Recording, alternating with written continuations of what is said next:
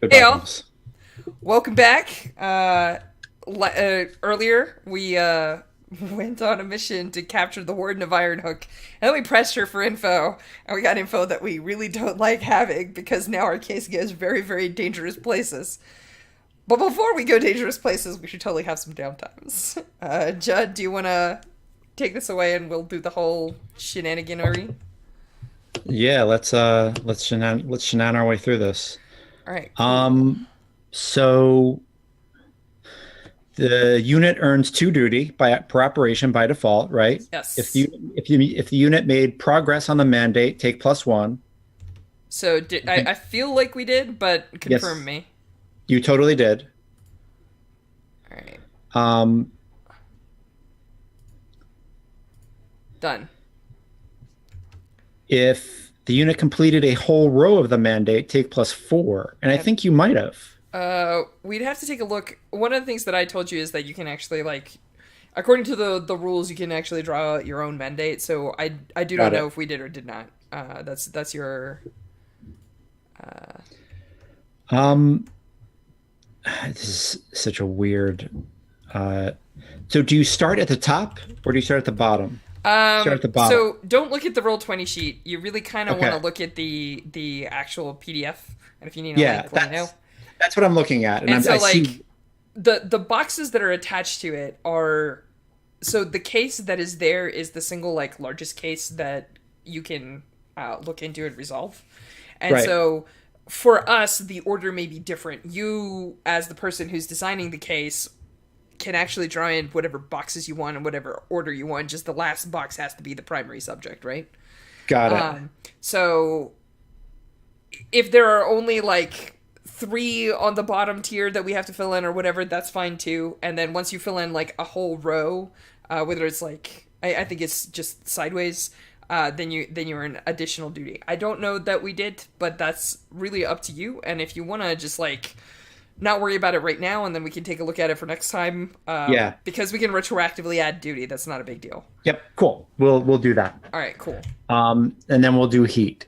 After an operation or conflict with an opponent, the unit takes heat equal to double the tier of the highest tier subject involved. Man, that's a lot of heat. A lot of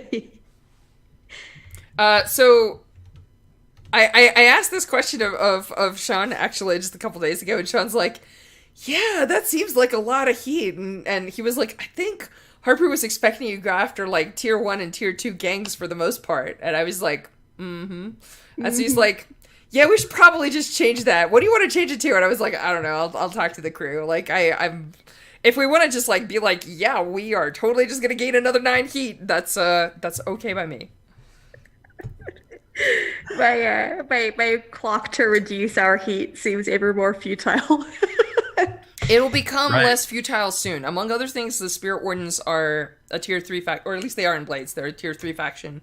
And They're or tier if we're four, doing, right? Yes. Yeah, here they are. why is everything so terrible? But the Lampblacks are only 2. Right. Yay. So, Right. well, let's take a look. How much heat is there? That would be like 9, right? Because we'd get Yeah. 8 It would be normally, 9. plus 1 for an important person, right? Although we let her go, so whether that affects our rolls or not is up to you. And we didn't like cause a ruckus. Like we can both leave quietly. Like no one needs to know about what We we did. did. You chained her to the boiler room, guys. I mean, nobody knows I that. She can't doesn't have believe to you guys tell are trying to cheat people. your way out of this. You chained her to a boiler room. They were screwed. Right. There's no escaping Come this. on. It's true. Come It's true. It's true. Oh, we're horrible. On the other hand, it didn't happen on hostile turf, and That's we are true. not at war with anyone yet, Yes, and nobody was killed. that's very true. So I think we only gained 9. There you go. Only 9. Only 9, which means that I don't think we tick over Right. I think we. because we're at 0 heat, 1 pressure. 6, Oh 7, right. 8. Yes, I was looking at the wrong thing. Yeah. Oh no. We go to pressure 2. Good. Good. Yeah, that's good. Well, I mean, your clock isn't to reduce heat; it's to remove pressure, and Yes. that's important. That's important. We'll reduce heat some other time. All Yes. right, so let's take a look at this. What happens here? Let me Um, double check It's like an the. entanglement, right? Uh Like huh. a So before entanglements, deal with paperwork. Either blow off your paperwork and take +1d to one of your downtime rolls, or write your reports and choose what you say. 1. What actually happened? Hell no. 2. Cover for the blue, or 3. Throw someone under the bus. If any number of unit members blow off their paperwork, add 1 heat. I am not blowing off my paperwork. Are you blowing off your paperwork? no. Let's do some paperwork. So let's. So what this is does a the good question. paperwork say? We went to the party and everything was fine. Oh, we Went can't to the even say, party, we can't even say that though. talk to a citizen. I mean, No, actually, I think we play this cool. I think what we actually do is we lie and we make the Bluecoats look good. Moreland doesn't want anybody above her or the Spirit Wardens knowing that she's barked. So I'm actually going to put false leads in. I'm going to say that Warden Moreland came peacefully and cooperated fully because she's an officer of the law just like we are. And we spoke about which prisoners might have appropriate information. She gave us a bunch of names and some information to pursue further leads, which is going to take us a significant amount of funds and time. That looks good. She looks good on paper. She looks like she covered for the investigation, and it gives us time, especially if we're investigating Lamp Blacks tomorrow. It makes it actually look like we didn't chain somebody in a boiler room and threaten to murder them and talk to their ghost. So that's awesome. That's amazing. Could I like sign like co-sign off on that? paperwork. All right. Paperwork montage. Cool. So now we have to roll, and we have to roll heat, I believe, which is roll dice equal to your pressure, so it's 2 dice, and read the result according to your heat. Is it cool if I roll? Please do. Yes, go for gold. All right. So we actually rolled 2 dice, which is bad for us. But hey, we rolled 1 last time, and I think we got a 6. Boop. Nope, it's a 4. So we get rivals or in the sheets.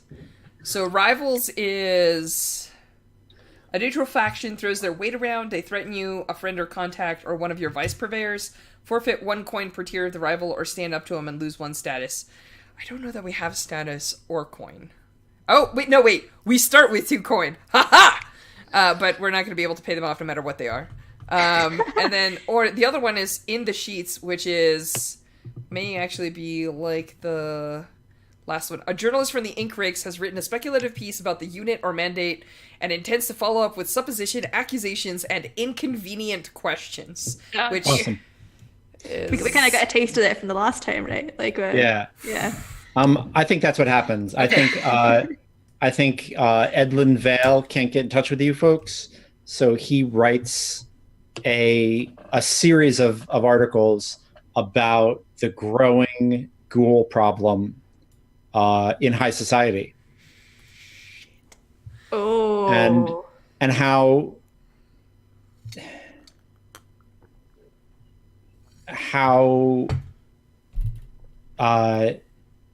it seems to be some kind of hallucinogen, but it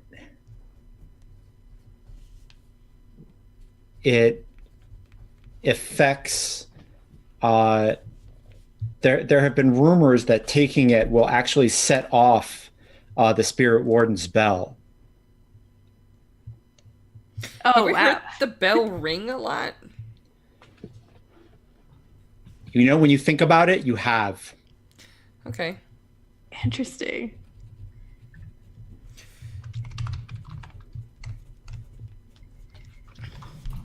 And That would It's- hide murders. yeah, and A it's lot of too murders. right, and it's too rare. Like nobody's really done a study of it yet. It's just too rare, and nobody can quite figure out who's selling it, and it's a problem. Do we have that pile of ghoul that got taken on the bridge in evidence, or did it mysteriously vanish, as the warden indicated? Well, no. Oh, the warden indicated because there were the first roll that that Lauren made as Maya Tui. She noticed that there were two cases of ghoul, and one of them was missing.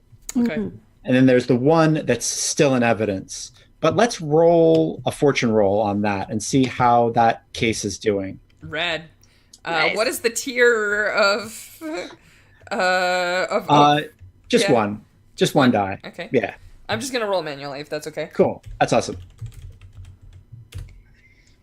6. I don't know if that's really good for us or really good for someone else. Yeah. If it's fortune, well, actually, usually, well, I don't know. Yeah, you tell us. If it's fortune, it's good for you, right? No, that's not true because you Okay. could say like, how badly does the plague affect this group, and then you can roll their tier, and then if it's high, it probably doesn't affect them that strong. So it's like, Okay. regarding So- if the question was how much of this is in evidence, then Right. the answer is it's good for us. But if the question is how much much did is X gone? person attempt to steal, then the answer is bad for us. So I'm gonna say it's secure. Okay. And the old lady who guards the evidence locker is like, people sure have wanted to get in here for frivolous reasons. I've had to slap some bluecoats right on the hand. Little scamps. what's her name, Judd? Her name, my favorite person ever, whoever she is. I'm gonna name her.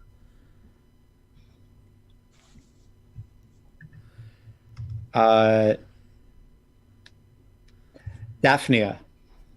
Oh, what a lovely name. I have a plan, Lauren. It's an ugly plan. Oh, what is your ugly plan? If we can get our hands on some of this ghoul, maybe we can get the ink rakes to actually do the investigation as to what it does for us. Ooh, that sounds fun. I mean, it's an investigative journalist. They probably have bigger contacts on the streets, some apothecaries and stuff. They can probably actually get it checked out in... Because if I try and run it through some sort of... Well, first off, I don't have a lab. I'd have to go to the university and find someone and convince them that they should totally investigate this and then tell me honestly what's up without lying. And I don't have that kind of pull. Hopper. You don't think Hopper could do it? Hopper might be able to do it. I mean, when we first saw him, he was literally in a university class arguing with the professor about the ectoplasm. Awesome. I might have just discovered a project for Downtime, which is going to be called Earn Daphnia as a Contact. Well, I mean, I think you all put that in the locker, so I think you guys have the ticket shit? for it. I can just Yeah, wave but the magic trick around. is that I'm going to have to take a brick of this stuff and give it to people that are not cops, and then somehow make sure that nobody looks Right. sideways at it. So Right. That is very true. let me think about that. That's why Daphnia needs to be a contact/friend. Got it. Oh, That makes sense. cool. So that's our entanglement. Is that this ink rake wants to do it? How does the eel feel about this? Oh man, I love that fucking guy. He's the most terrifying person I've ever created in a game. He calls you into his office and he closes the door. Just you, Drav. And he says, "I'm really disappointed, Drav. I'm really disappointed in the choices you made. Now what? Now what?" And now, sir, we go talk to some lampblacks. There we go. All right. I mean, Warden Moreland was angry, but I don't know. I feel like the heat on this could. I think we're coming to a middle. You know, like it's not gonna. It could level out, right? Let's just put it this way. I think that the heat's not going to be coming from above for a bit. I did Okay. the best that I could in the report, sir. And I made sure that the inspector said the same. That report was a work of fucking art, is what that was. Just It was doing my amazing. I give him the just doing my job, sir. That was a gift. So, anyway, I'll endeavor to keep shopping for gifts for you, sir. good work on that report. Thank you. And What do you want us to and do hey, about the papers? what's that? What do you want us to do about the papers? Oh, that Edlin. Uh, I think we can't reach out and touch guys like that. Not without causing a real problem. So let's let him run his wheels. I don't think he's going to find any more information about this stuff. Do you want to point him in a different direction? How would we do that? Man's been asking for interviews. If you talk to him, you're just going to give him more ink. That's what he wants. Sir, I've known people like him. He's not going to stop writing just because we stop talking. If anything, it's going to cause him to write more, unless he's distracted or perhaps running off on a different angle. And I could point him at a very dangerous angle. Problem could take care of itself, and our hands would be clean. Do I have to make rolls? Because I am lying my ass off. Yes. Okay. Yes. I'm sorry. I feel like I should not be able to fool him quite so easily because I am literally lying my ass off. Alright, let me see here. 1 sec. It sounds like an exploit, right? Oh, yeah. I have no dice. But I have a lot of free stress now. So maybe that'll help me. We'll see. Or it could be relate because you're putting him at ease. Well, I guess, yeah, I think exploit is lying, and I am lying. I am really lying. Yeah, I got nothing here. All right, I'm gonna push myself for a die. Okay. Tell me my position. Risky great. All right, risky, great. Boop. Oh, bonus dice 1. And go. Oh, so bad. So here's the thing. I will do a thing, but he can totally tell that I'm trying to play him. I'm just not quite as good as the eel is. Or actually, he may not. I don't know. You tell me the consequences. Maybe there is a risky consequence coming for me. Yeah. I may be making some desperate rolls here. Who knows?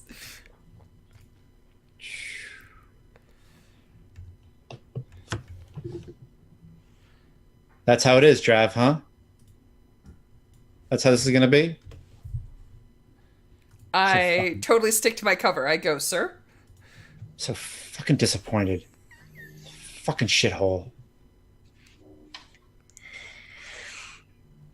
That's how that's how it's going to be? You're going to lie to my fucking face in my fucking office? I think I take a deep breath, and I exhale, and I say, 3 days ago I had to stare the Lord Governor in the face. Right now I'm dancing a very fucking thin knife edge. I'm going to do my best to make sure that this office and the Bluecoats come out looking like roses. But if I don't move things forward, they're just going to replace me. And if you think this investigator isn't going to pull somebody by their nose, at least she trusts me.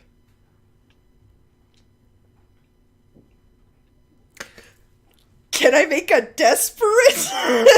Do we push it to desperate and try again with my single die that I cannot get any higher? Yes. Oh my god. Can't get any lower. That is true. That is true. Oh boy. Here we go. Nope. Yeah. So I think this starts a 6-part clock that gets 3 ticks on it already. Because I mean, it's desperate, right? Right. I would love to hear this clock's name, Judd. This clock's name is Chief Shitcans Drav. Yep. Story checks out. I was expecting this.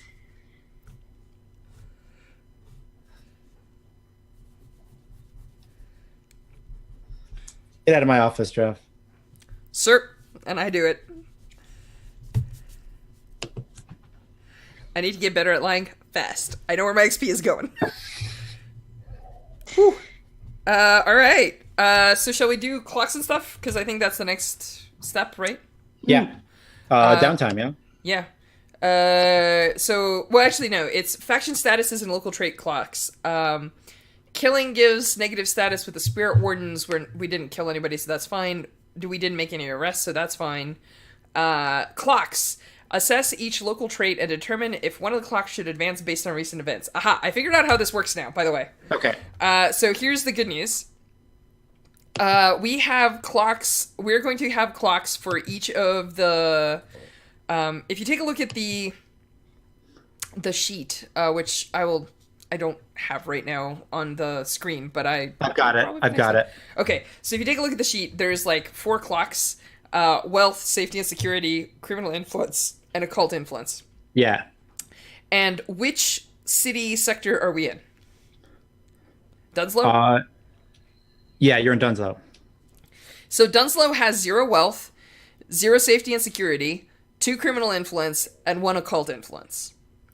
And what we do is we're going to make little fortune rolls, but for right now, what we're going to take a look at is we're going to ask, did our actions during the last job/segment increase stability or increase chaos?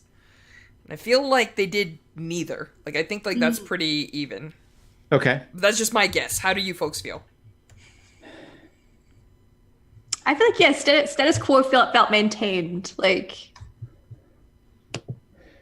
All right, so on one hand, the status quo kind of felt maintained. On the other hand,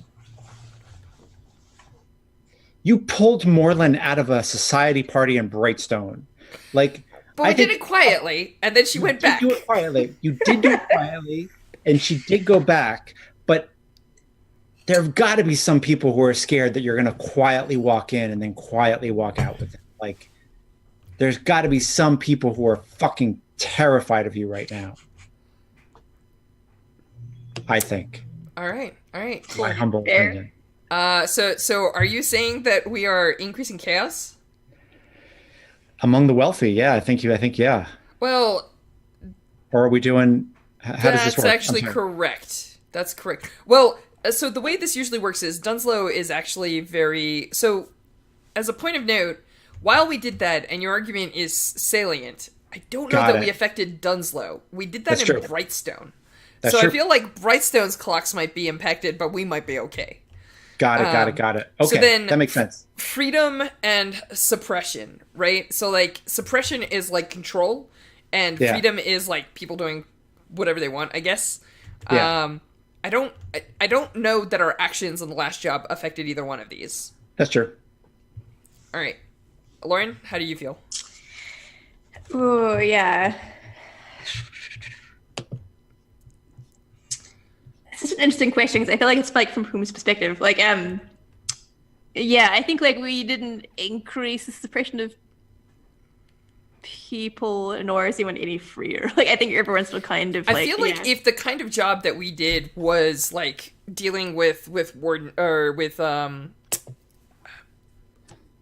factory bosses and stuff like that, it may influence this. A lot of these may be like status quo is maintained. We just move right along, right? Like, it's a question of like what we actually shook up. Cool. Which I think the next 2 might actually be the important ones, right? So the first one is criminal influence. Do we feel like we increased strife? Like, do criminals feel like they're running, like they're more powerful because of our actions, or do we feel like we've increased peace? This next job that we do may very well change this clock deeply. I feel like that's a zero-sum game too. Okay. And then the last one is occult influence. Do we feel like this job has increased corruption or increased purity? Like, did we reinforce the spirit warden's powers, or did we throw them into whack? I don't think you've tipped that scale yet. Okay. Well, maybe the last job didn't change anything, and that's okay. But Yeah. it's questions that we have to ask every time. Yeah. Cool. Now I think we're in downtimes. So Cool.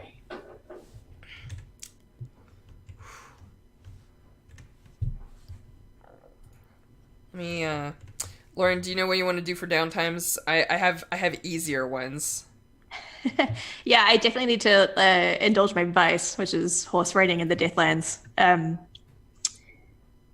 And I think I might want to do it with oh shoot, what is the name of the ambassador again? This is really bad. Oh, is it Issa? No. Yeah, it's Issa. Issa, Yep. yeah. Yeah. Yes, I think I'd just like to indulge my vice, and I feel like Cool. it's also a good opportunity to talk to Issa about, my obligations to her and keeping her informed on what's happening. Yeah. Cool. And this time, I think you guys are like a little bit out of town, and you're actually like on the cliff of a gorge, and you're watching a feral ghost like charge down the gorge. Yeah. I like we're probably playing it a bit dangerous, like sort of dusk is just starting to set in, so like the ectoplasmic glow of like this ghost is quite beautiful in like Yeah. the dusk light. Right. Right. You're watching like the equivalent of an arcane undead tiger like running through the forest. It's not a tiger, but like danger wise, it's that dangerous. Yeah. Yeah, Cool. totally. But it makes you feel alive. Yeah, and I think like I've got no reason to like not keep anything from her, I think, yet. So I think like the conversation is very true to, the report we issued was perhaps like not the whole truth, Issa. But in fact uncovered some, as I understand it to be, not that I understand politics in the city, but quite troubling. Drav was shaking after we finished talking to Morlin.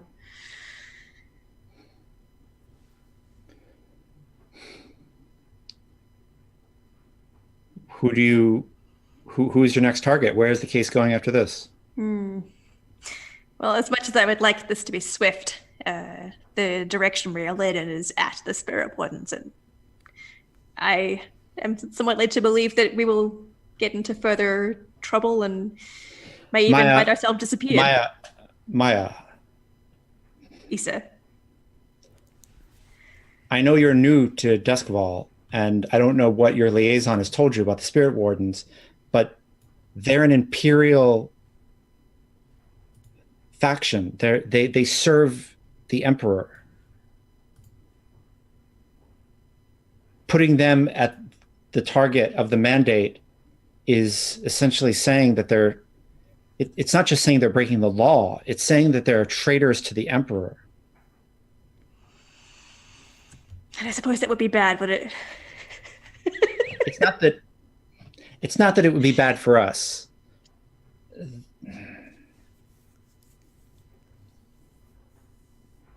It's that you need to be very careful. I thought you'd be putting some rich drug users on the city council in jail. I didn't think you were going to be going after the Spirit Wardens are using drugs. I don't know if they're using drugs per se. We have some people we need to talk to. However, there was a distinct lack of a ghostly presence at the initial scene of the crime, and I'm led to believe that they were someone involved in the cover-up. Tread carefully. I The will. Spirit Wardens, they'll dig a hole and then they'll put another hole in the hole and they'll put you in that. I feel like to say I would like to see them try is perhaps a bit foolish. I will take your lead, of course. You are far more aware of the game than I am and the city. Just and don't. They are far more dangerous than Moreland. Just take care. I will. I suppose if at least I do disappear, there is one soul who will know of my departure. I don't think you're going to go out that easy. Cool. Now to less dangerous activities, such as I'll race you past this ghost. Awesome. Let's see how well this goes. Okay, indulge base. Yep. You should add +1d because you are doing it with a friend. Oh, right. Although, you already rolled the max, but... So, yeah. But it's good to sort of... How many stress did you have? 3, 4, 5, 6. I had 6. You clear. Right. Damn, I kind of wanted to overindulge. I was curious. Yeah, would look like. I've got really fun ideas for when you overindulge in this vice, so it's going to be quite a time. What almost happens to us? Like, No, that's going to be a surprise if that ever happens. Nope. On one hand, you want to find out what it is. On the other hand, you don't want to find out what it is. Nope. I've gamed with lawyers before, Lauren. I know your dirty tricks. I'm not playing with that anymore. I had a total flashback to college gaming when you were like, "Well, we didn't really treat her that bad," and I was like, "Oh my god, I'm a lawyer again! Holy cow!" The nice thing is that you don't like do the really dirty lawyer tricks, which I've seen, which is like when you like, you just like try to get it passed, and then you're like, oh, okay, it was honest. Like it's not you don't do the things that some of these guys did, which was just awful. Anyway, it's good. It's fun. I have a ton of folks who are in law in my family, so it's good stuff. It makes me feel at home. What else? What else are we up to in Downtime, folks? I'm gonna be super easy. I'm actually gonna do 2 trainings, and I'm going to gain a stress because I am not indulging my vice yet. Because and I have a trauma. So during a downtime, if you don't engage in your vice and you have a trauma, you have to take stress equal to trauma. So I'm going to gain 1 stress, but I'm going to do 2 trainings. And the first training is. So the 2 trainings that I'm doing is I'm doing savvy training, and I think we actually saw it on screen already. I was talking to my boss, and I was shitty at it. So I am going to get better at it. And the other thing that I'm doing is I'm actually doing a personal training. So I don't know that anybody... So just to tell the audience at home, just in case you're tuning in for the first time, Drav is a cop now, but used to be a criminal. And I think that Drav's version of training for this is trying to remember how to be a blade. So I think he spends, like, his downtime actually, like, hitting the streets and, like, actually not dressing at all like a cop, right? Like, he's got the rugged jacket that he used to wear in, like, the flashback scenes that are kind of sepia-toned. He's got that on, and he's, like, moving and shaking. He's, like, awakening up his old contacts. He's starting to do, like, calculations. You actually see him making like a board at home where he's got like people with pins run through them and like question marks and notes and red string and all that stuff. Yeah. So yeah. He's, can we have a scene where like you and Hopper talk about that a little bit, about the old days? Yeah, sure. Cool. Yeah, actually it's really funny because like the last time we saw me with Hopper, I was all like, hey little bro, you gonna help us out? Like right. Raggle the hair, and I think that the Drav that we see now is like what I need to talk to you about is, and I actually like fan out a deck of cards and I start like laying down like kings and queens out of it and like naming them, and I'm like, but the problem is we don't know who this is, I'm like, but this is like where things are leading, and I'm like you see me like shuffling like one-handed like when I talk about like 6 cases go missing, like the 6th just comes out. Like it's obvious that I used to be like a very different person, right? So he's like Drav, you putting the board back together? And for a second, it looks like Drav like almost catches himself, right? Like he's like, "Oh no, that's dumb." Like that we know where that went last time. But I think that there's just like a moment where like he just like hides his eyes, and then when he looks up, he's got that like cold dead stare that we've seen a couple of times, like particularly when he was looking at Cross, and he just goes like, "I have to." Like we're hot on the case of this, and last time we were children. It's a fucking case. Come on, let's get the gang back together.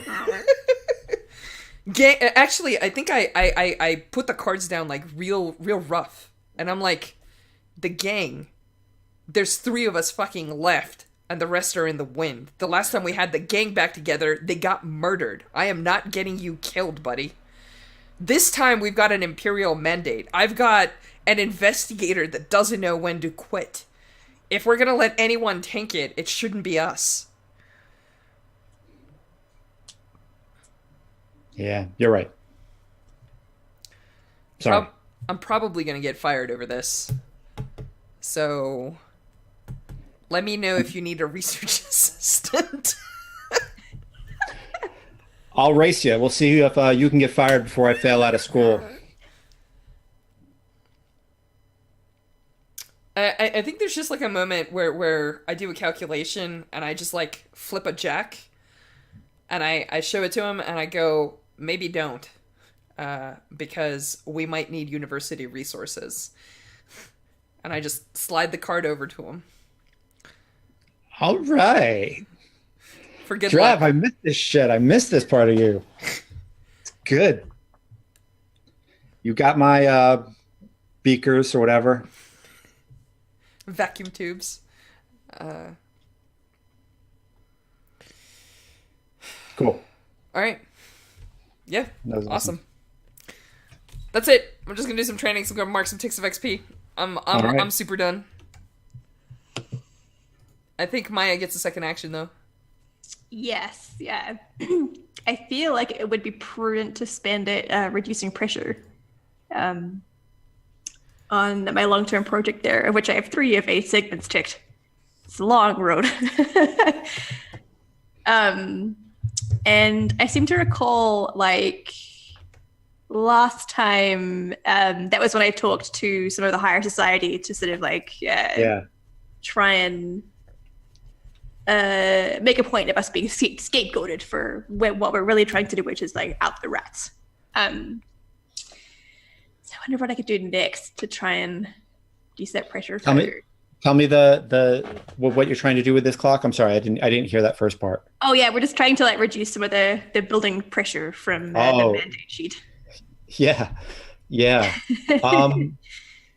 You could talk to other investigators. I mean, investigators are an actual faction, so like you could they get together, they have dinner.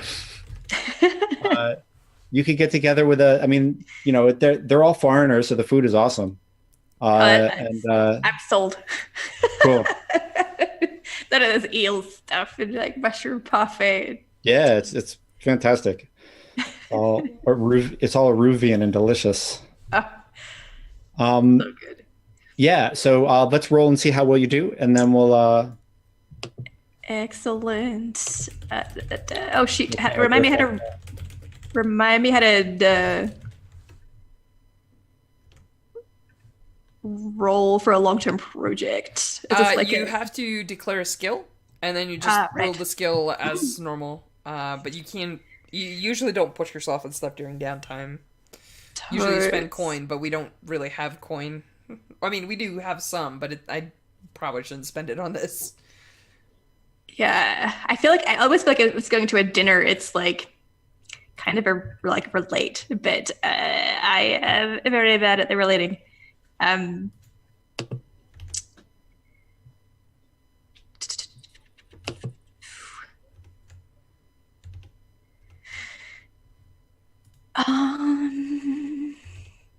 Well, if you can fork a friend in to help you, that gives you +1D. That's usually the secret sauce of downtimes, is you work with your friends and contacts. Yeah.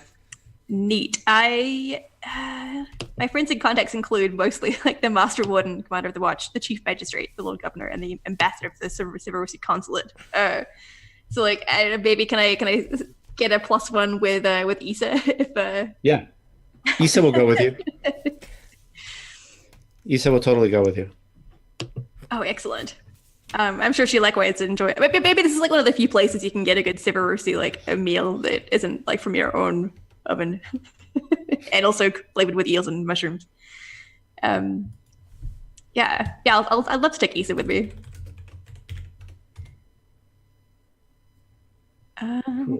Cool.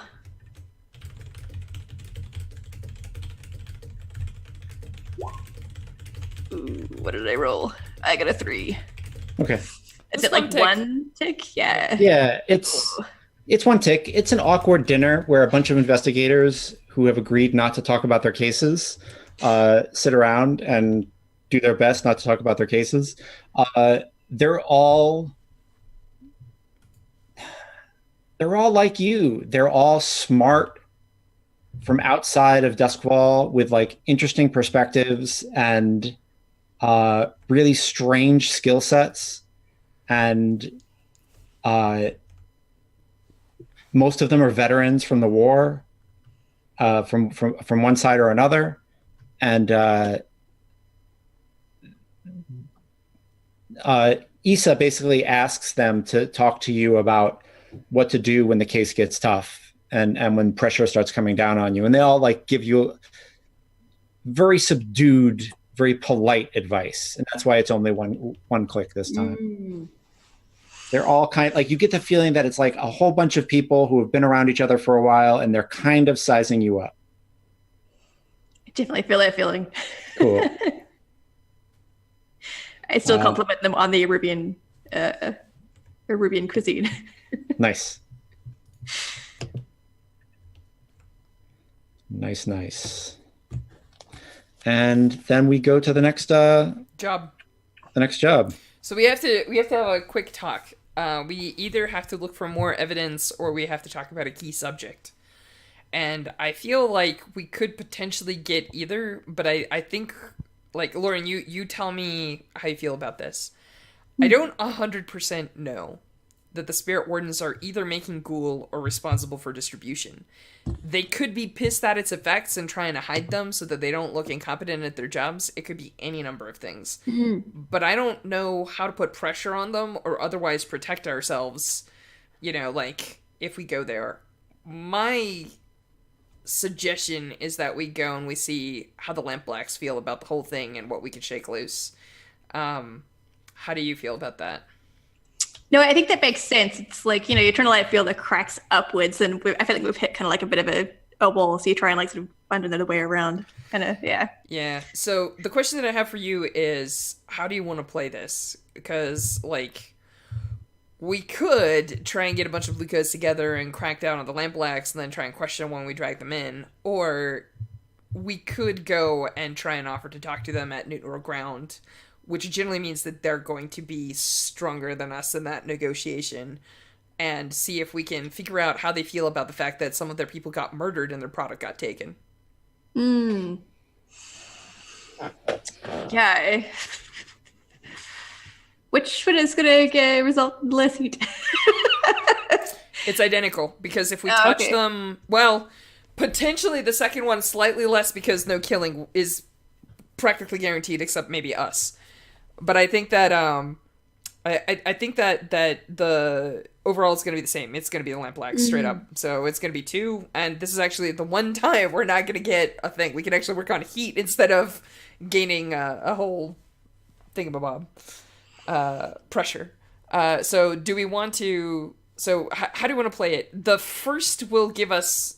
We'll net different kinds of information, right? If we go in with force, because the cops are not on good terms with the Lampblacks, obviously. Well, actually, I don't know. I'll have to find it out. Maybe some people are bribed. And the Lampblacks are at war with the Red Sashes right now. Like that war is in motion. So the thing is that we can either try and pull. I mean, we can put pressure on them, right? Like if we pull some of their soldiers off the line, that's one thing. But we're probably going to get small fish. We're not going to get lieutenants. We're not going to get like chiefs. if we go and we offer to talk to them, we may get better results, but it's going to come down to rolls. Totes. Oh gosh. And if it helps, like, and just in terms of like the types of stuff that I'm good at doing, it's definitely in the sort of the question testify, not like relating to people or like exploiting people. So like it depends upon like my relate is decent. Yeah. So I think you take the lead. I'm like I know you, you know me. It could be pulling on. There may be some flashbacks. I think the majority of my stress is going to be me going up against Judd Fu with some like flashback Fu here. We'll see how it plays out. So do you want to try it the more peaceable route? I think like narratively that feels like for the movie of this game. I think this feels like the time to learn more about like Drav in terms of like some cool flashbacks. Okay. Judd, do we want to assemble well, actually, let's look at the types of jobs the Bluecoats can do. 1 second here. Boop, boop, boop, boop, boop. Hello, kitten.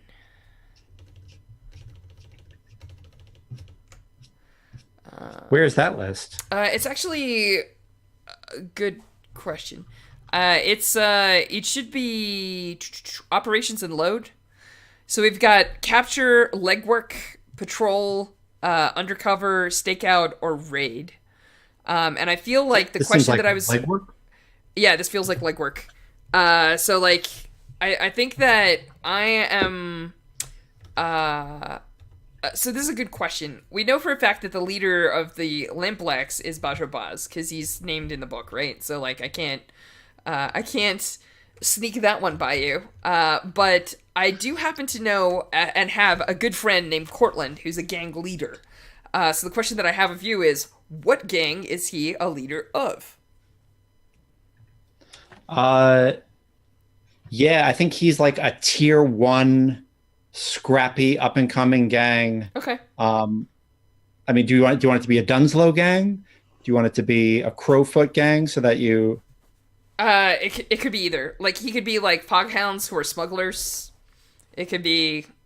I'm pulling like tier 1 gangs out of my butt, and I think I've just exhausted my list. It could also be like an unnamed gang that's just not even listed in the factions in the book.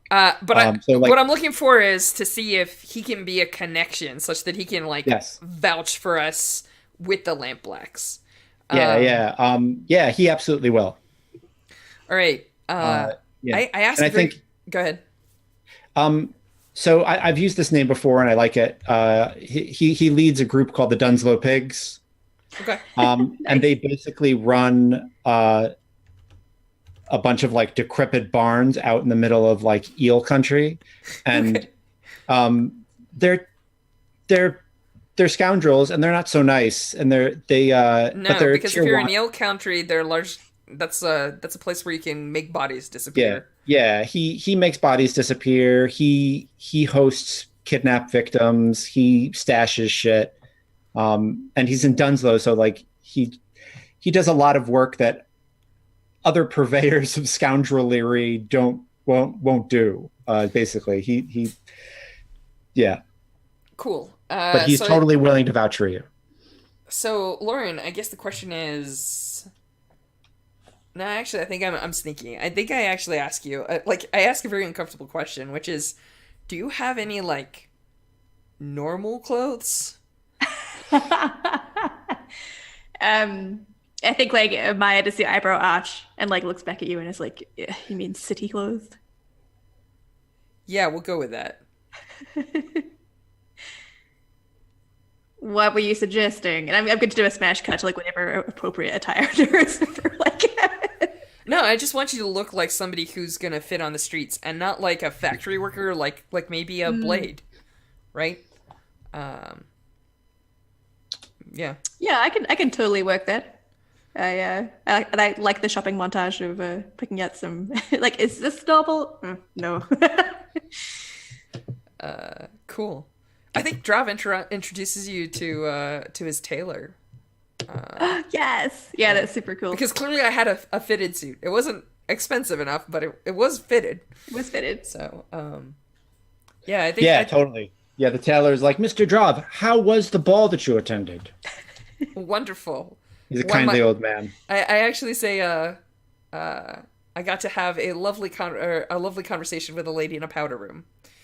Uh, That's so romantic. I'm thrilled. I yeah, it's pretty funny. Like there's like I think actually the investigator might pick up on this, but Drav like is dropping like duplicitous things that are actually true. So like he'll say things like, actually this is a lady I feel a lot about. You know, like I was actually vulnerable. I told her some truths about myself that people haven't heard in quite some time. Ah. Good for you, lad. Put yourself out there. Yeah, well, it might cause me to lose my job, but sometimes I guess things are worth it. And it's pretty clear that I'm talking to him, but I'm actually saying this for the benefit of the investigator behind me. Nice. All right, cool. Shall we do like an engagement roll? Yeah, we totally will. So I think you take a die because I think trying to get a hold of Bajo Baj is bold. Does the plan's detail expose a vulnerability to the target or hit them where they're weakest? Not really. Can any of your friends or contacts provide aid? Yes. Take another D. Are there any other elements you want to consider? Maybe lower tier? So here's the thing. Technically, the mandate doesn't have the same tier as the lamp blacks. Right. But I feel like maybe the bluecoats do. Yep. How do you, Lauren? How do you want to play this, or are we just throwing ourselves at their mercy and then saying that they're higher tier than us, so we can get extra XP at the end? Oh, it's a tough call. Because extra XP would be tasty. Well, one lands us in a desperate situation, the other one gives us a die. How much do I believe in us? It's Blades. We're gonna be able to pull ourselves out of this. I believe. Yeah. Let's go for some drama. Let's go for all right. So I don't think we're actually flashing blue coat badges, and I don't think we're bringing our tier to bear. So I think we're actually fighting uphill because the lamp blacks are pretty strong and well respected, and we've only got the resources of 2 people. Does that sound good, Judd? Yeah. All right. So -1D. So that puts us at 0. No dice. Cool. Are we good? Shall we do this 0D engagement roll? This Yeah. is gonna go so well. Oh, yeah, this is gonna go amazing. I just want you to like table flip again. That's stuck in my brain for a long time after that session. Oddly enough, only risky. Cool. Ah. Cool. Double 5s. So the worst of that is a 5. Very nice. I'm almost disappointed. Risky is roughly where I was expecting to land. I was hoping we were going to start with knives to our throats, but hey. Judd, let us know where we hit the snag. Yeah. Come on. So you put word out through Cortland, and Bajo Baz says he'll absolutely meet you. And all the way to the top, I was expecting a lieutenant. This sounds great. Yeah. Like, great. I don't mean great, but okay. Yeah. And he meets you in basically like he sends a couple of his runners to walk you through Crowsfoot, and they take you to a manor that's like boarded up, and Bajo is like sitting in the dining room, but like the table's gone because it's been sold, because someone in this family owed him money and he collected, and now the house is not his by title, but he's squatting in it. And there are 2 seats for both of you. And he says, how do you do? And I think Bajo Baj has like that mutton chop thing with like the mustache and the mutton chops and the bare chin. And it's wartime, so he's got a dagger on each hip, and he has a pistol under his armpit. And he says, Please excuse me for being very prepared to kill you both, but the red sashes are trying to murder me and everyone I care about. And I wouldn't put it past them to do whatever this is. So I don't have a dining room table, but I've got dining room chairs. Have a seat. I think I have a seat. I think I follow Drov's lead and take a seat after. Yeah. And like you feel the tension and you're just not sure where it's coming from. Like he seems affable, but like his soldiers move throughout the house and like they're constantly checking the windows and yeah. It feels Awesome. and I think and he looks at you and he says, Cortland spoke highly of you. Drav, who was it you run with back in the day? Oh, I'm not sure you would have heard of us, sir. Actually, I definitely need a good name for my. Yeah. Actually, what I'm gonna say is like, I think maybe.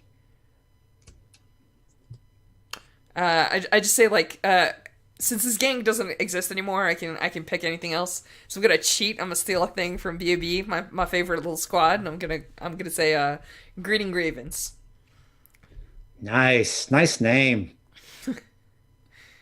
I'm afraid Where that's all that's left of us, really. Yeah, sometimes that's the way it goes. You know, what where'd you operate out of? Uh, Dunslow, actually. Huh. Although, that was just where our base of operations were. We were moving goods. There you go. Well, sometimes it works out, sometimes it don't. This life's not for everybody. How can I help you? I know that today, pretty much everything that goes on here is probably geared towards, and I point the knives at his belt, the war. But I'm here That's all to... I can think about. I'm about to ask you some questions about something that may be related to your coffers, but is maybe not related directly. So I'm going to be upfront. I'm going to tell you some truths, and I hope that everyone in this room can stay calm. All right. First thing I do is I open my coat and I pull out my Bluecoats badge. I go, I'm not here to accuse anyone, and I'm not here to throw my weight around. I just have a couple of questions. Are we good? Yeah, I don't know if they're good. I think I figured this is the risky, right? wall. So I'm Yeah. going to try and relate to them. I'm going to be like, look, I used to be a blade. I know this is going down. I'm being upfront. You have Yeah. nothing to worry about. This isn't about you. Risky great. Risky all right, great. let's do this. All right, Lauren, if you have actually, let me make sure that we're on the we are on the map screen. Lauren, if you have assists, great. If not, I'll push myself, and I may do both actually. I would love to try and assist. What does it look like that? What does it look like in the fiction?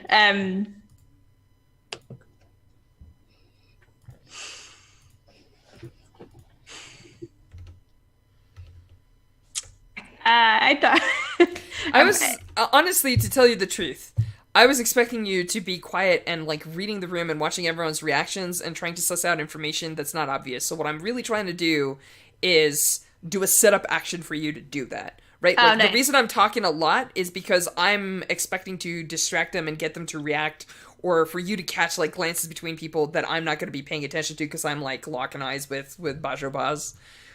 So if you don't have an assist right now, that's not fictionally unexpected. Okay, great. You read my mind. I was like totally thinking about the observe, like sort of cold reading the room, like cold reading the gang leader here. Now, the one downside with Blaze, oh Christ, I cannot roll today. Oh no. Oh, Judd, all bad news. Tell me how it goes. It adds to a 6. It adds up to a 6. Yeah, 2, 2, 2. Oh, good, good. He takes out the gun and he points it at Maya and he says, "Convince me." And now we're at we're at desperate standard. I'm actually gonna like hold up my hand as if I'm like telling Maya to like chill and relax, and like I show both of my hands, and I'm like, and I flash back to sitting across from somebody else, but there's no table this time. So I take a deep breath. I did not plan that. Yes. I take a deep. Well, no, but in the show, every fan would be like, "Oh, this is clearly the same edit slash cut, like over the exact shoulder shot." Right. And I'm like, "Look, sir, I'm not here today to throw any weight around, and I'm not here to lie to anyone. The only thing that I want to ask you about is your men that died on a bridge and some missing ghoul. I need to know." Everything you need to know, everything you can tell me about either who's feeding it to you or what the fuck it has to do with the wardens. Because we went pretty fucking high up and we've got the governor on this case. I don't want to bring your name up. I don't want to bring anything else up. And you know that if you shoot me and or the Imperial investigator over my shoulder, you're going to get a lot more of your men thumped and thrown in prison. I'm trying to do this in service of the investigation and not fuck up your war. Because you know that if the Bluecoats come into Crowsfoot and come down on you harder than they do on the Red Sashes, this is going to end poorly for everybody. Cool. And I'm speaking just loudly enough that everyone can hear me and not just Bajo. Yeah. I think the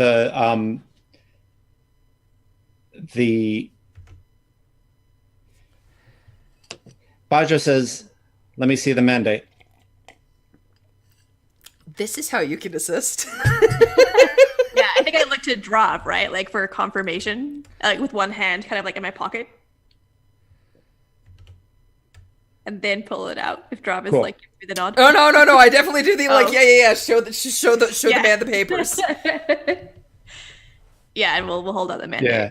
He looks at it and rolls some dice to see what the fuck he does. Cool. I mean, So are we just does going Bajo from... even really know what he's going to do in a given day? No, not really. Are we going from risky to desperate now? Is that the... Okay. Will you spend that stress to give me the extra die this time? Yes. And what's my effect? Is it standard or is it limited? It's standard. Okay. Here we go.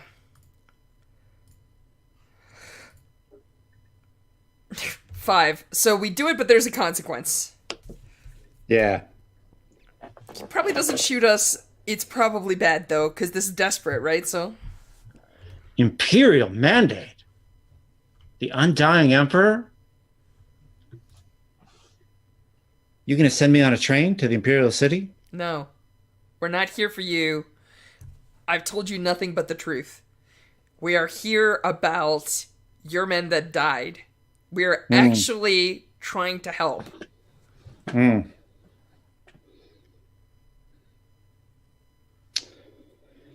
Well, all right. What is it exactly you want to know? That's when I turn around The consequence and look at the is coming. investigator. The consequence will come, but Yeah. we'll get to it. I turn around and I look at the investigator like, okay, I've done the introductions and I've convinced him not to shoot us. Now it's you. And yeah, I think he takes the pistol, uncocks it and puts it back in his holster. And he bows to you, Maya. I think in a like a Severossi style, and he says, "Please forgive me. I'm in a time of war." You're completely forgiven. I think I like when I skip a Severossi like gesture backwards. Smile and say like, it's thank you for being so forthcoming with conversational matters. I guess we're trying to ask him about We probably want to figure out sources of ghoul. Like, if they're moving drugs for someone, someone's got to be giving it to him. He's probably not the manufacturer. He's entirely too low tier to do this, and he's also not a hawker, right? Like, the Lamplights are probably just moving product. If you can find out who we need to look at next, and or why somebody would be using Iron Hook to execute them on command, and or how the Spirit Wardens are involved, that's great. Any of those. Anything that gets us further along this investigation. Well, Mr. Bajo, I'm sure you've read the newspaper recently. Scandal in high society regarding a certain drug. Oh, ghoul?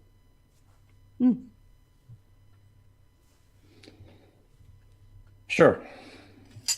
Your Imperial mandate's about ghoul?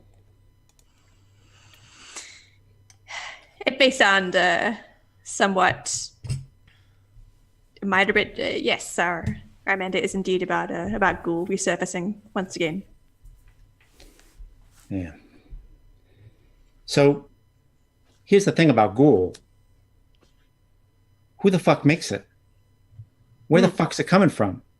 Inquiring minds would like to know. Yeah, right. A small batch of it came into the city like 10 years ago. Starts to surface up again. People start uncovering bits and pieces of it. So I got a word on where some of it was. And I figured we could hang on to it until it runs out, because nobody fucking knows how to make it. And then once the market is all crazy and everyone's fiending for it, I'd sell it off to somebody. Especially if the war's keeping up, then we can use the coin. Getting shit done with a war on is just hell. And how perchance did you come across such a product? Sheer luck, or perhaps some other means? A gentleman owed me money, and rather than pay it, he told me where a cachet was. And is there any chance we might be able to learn this good gentleman's name, so we may likewise have a pleasant conversation with him? We can be out of your hair. Well, you see, I give you something, but then I need something from you, right?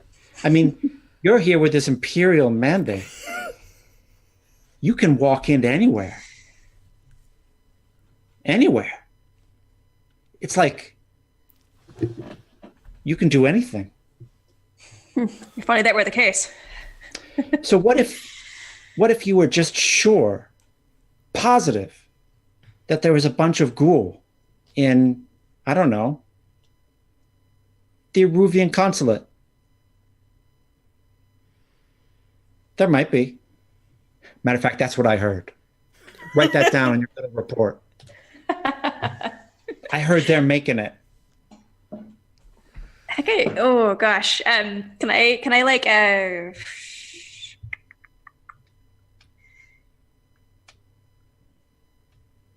feel like he's not being super truthful. Oh no, No, he's not. He's saying that he's going to give us. Yeah, he's straight up saying. He's straight up lying. Okay. He's saying what he is straight up saying is, I'll give you the name of the person who sold me the whereabouts of the cachets, but you're going to have to do something for me, and this is the consequence of the 5 roll. Oh, nice. Okay, so the person that knows about the cache is really, really interesting. And he says that I don't know. How do you feel about this, Lauren? This is a pretty tough bargain, right? Like, it's going to require us to throw our weight around, and consulates are very angry people. I know. We could agree to it and lie, but that's going to be bad for our health. Yes, yeah.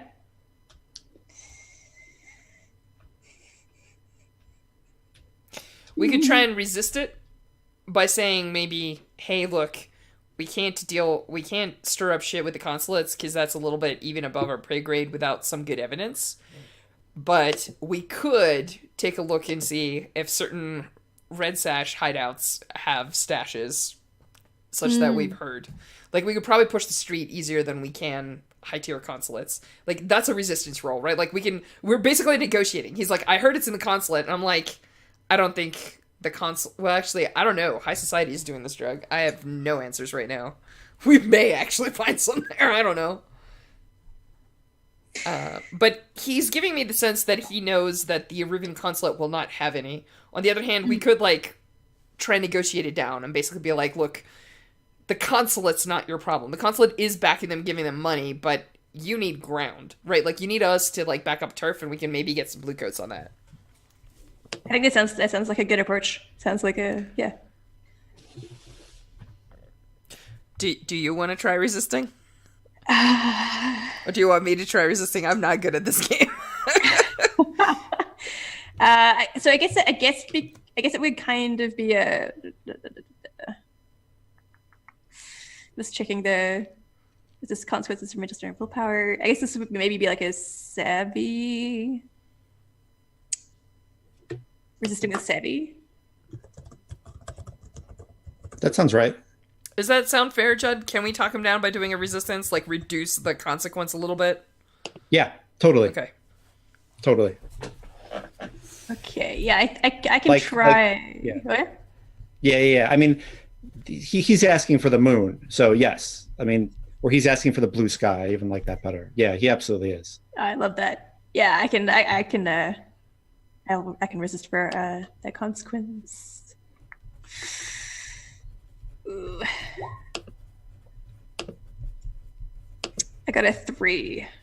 Cool. I will take 3 stress. Yep. Could be worse. All right. So what if some Bluecoats took some red sashes off the street for a while? Just put them in a hole. Put them in fucking Iron Hook for a bit. We can make that happen. Most certainly. Speaking of Iron Hook, though, somebody moved Iron Hook to shoot your people. Do you have any idea who knows that you're moving this shit? Do you have any idea who's targeting you from that high? Iron Hook's not lightweights.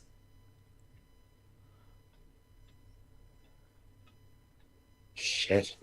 I don't know. This ghoul thing could have been a mistake, you know? Bajo, everyone I knew 10 years ago died because of this ghoul thing. Nah, well then. There you go.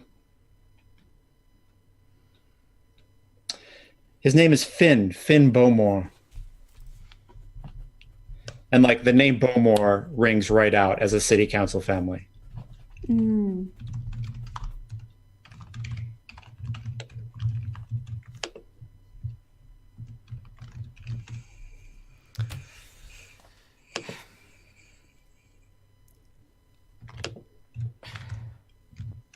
Do you have any idea why the wardens want this stuff?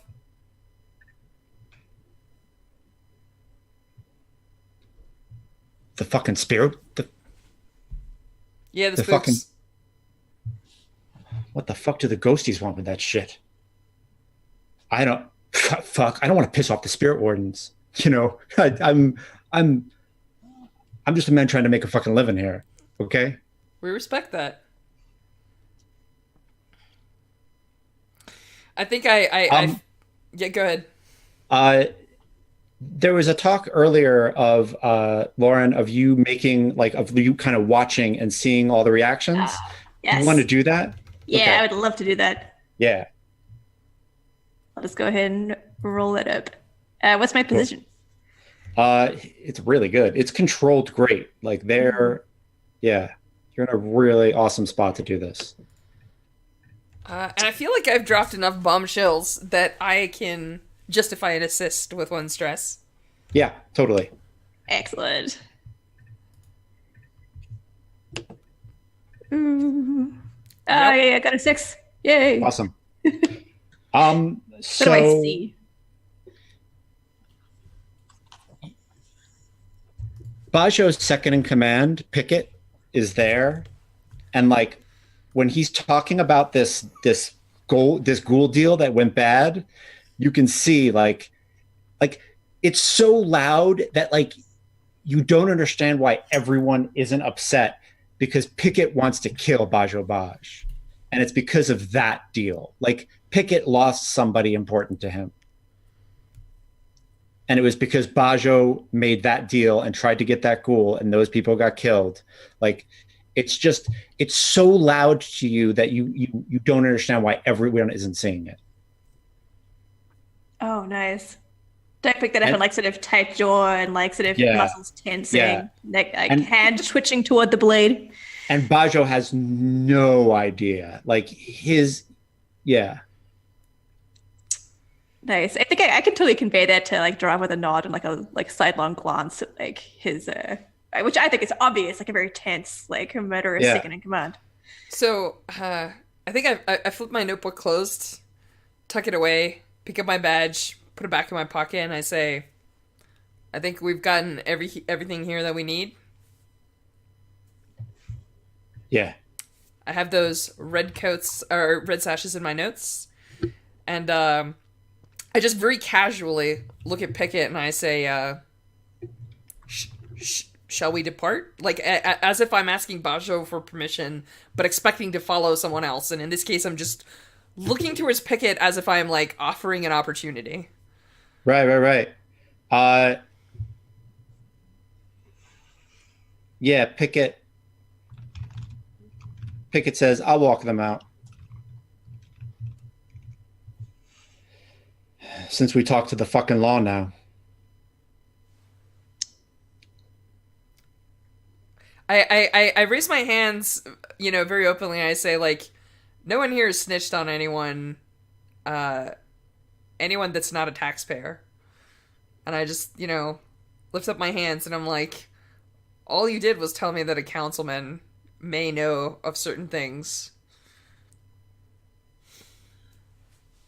I'm basically trying to, like, assuage them that they're not snitches. Yeah. Yeah, thanks. Let's go. Let's get you out of here. All right. I think we're departing Yeah. until we have a moment to speak with Pickett quietly. Yeah. Pickett like walks you through Crowfoot.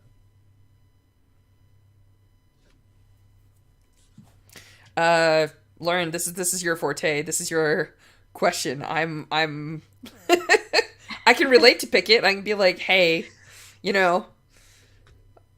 do you want to get a drink? Things seem to get a little tense over there, but I don't know that that's going to go over quite as well. You can try and prod maybe.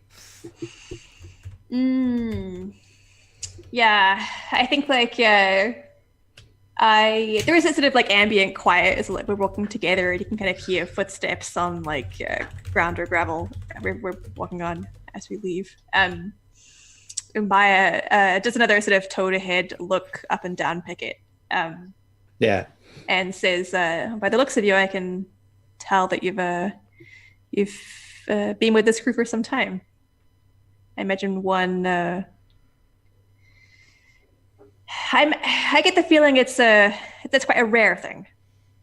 Yeah, I'm one of the old ones. I used to actually snuff candles back in the day. Oh, you don't say. Yeah. So you and Bajo must go back a fair ways.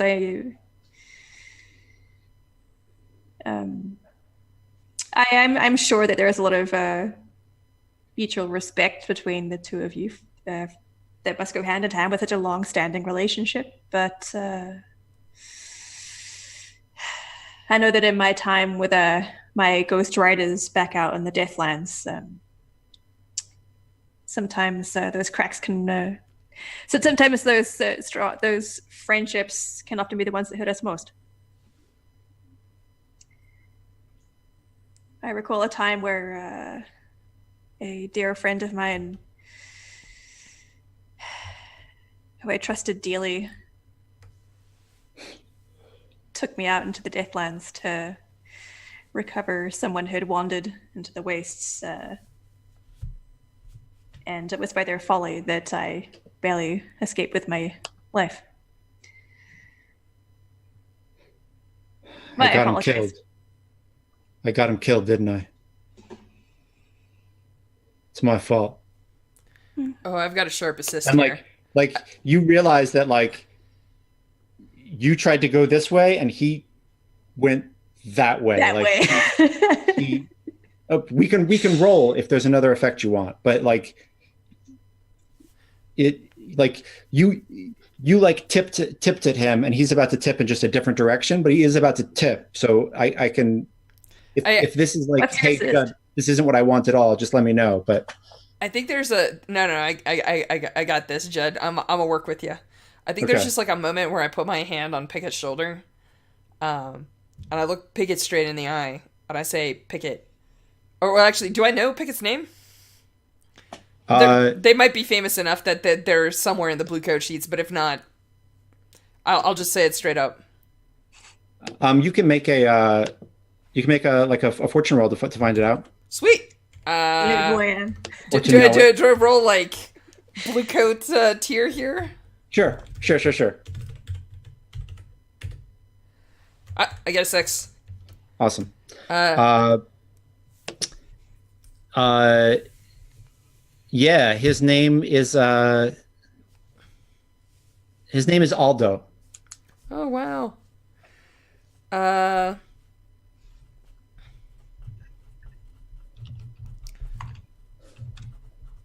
I think I actually I put my hand on Pickett's shoulder and I say, listen, Aldo, like trying to get Pickett's attention like right on me, and I'm just like, Ghoul killed these people, just like he killed everyone I cared about 10 years ago, and I'm like, this isn't just an investigation. I am actually trying to figure out what the fuck this shit is and why is it so important to these people. Frog had no place being in this grind. He just didn't have a place in it. He he studied history at Charter Hall, and he got into some spark, and he ended up with us. It's not his fault. He was smart. He said this stuff was going to turn us around. He said he knew what to do with it. I don't know. So he hadn't really shown much initiative, so we gave him the job. This is where you might want to roll your question to find out more clues and or things here, Lauren. Yes, please. All right. I'm going to mark a stress, toss you an assist die. Thank you so much. Okay. What is my position? Uh, controlled. Controlled great. Okay.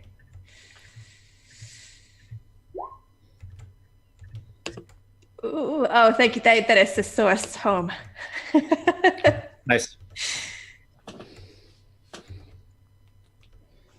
What's the question? What is the question? Sorry, it's getting a little bit late here. Oh, That's okay. I'm sorry. uh,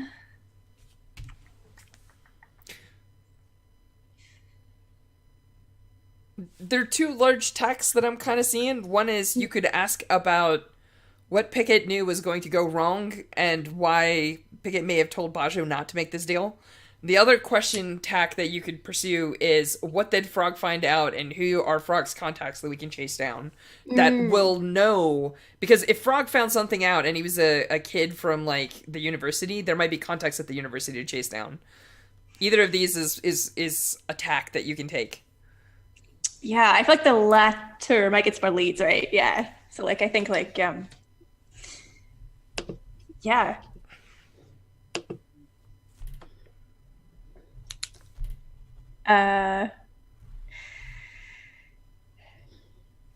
Yes, like what was Frog involved in, and who was involved in it with him to who might be able to see that justice is done in his memory.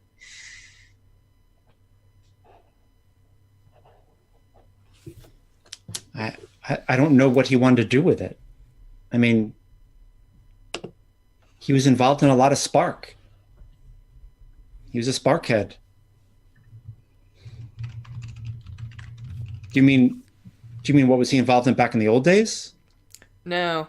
What did he find out about what did he find out about, Ghoul? I don't know. I mean, Who would know? Who could he have told? Because either your lines broke, and at wartime I highly doubt that Bajo does not run a tight house, or it's somebody Frog told, or something someone saw that he was working on that probably gave him away. You think some charter hall geezer got him killed? I actually give the investigator a deadpan look, and I just say, Charter Hall sure seems to be coming up in our conversations a whole lot this week. He had a professor there named... Yes. Yay. I picked the wrong name. Hold on. The name isn't good. I got to pick a different one, because otherwise this is going to be super confusing. It's all good. Christoph Booker. Perfect. You think Christoph Booker did this? We'll find out. Oh, I'll find out. And he starts walking towards Charter Hall. Whoa! Hey! You're in the middle of a war, and you've got... He's crying. And like... And a lot of crying in this game. At least one person in the game. I love it. I haven't, yeah. Usually in games with a lot of violence, I either have crying or vomit. Like, it's one of the two. I prefer the crying, but that's good. I feel like those are things that don't happen enough in a fantasy fiction.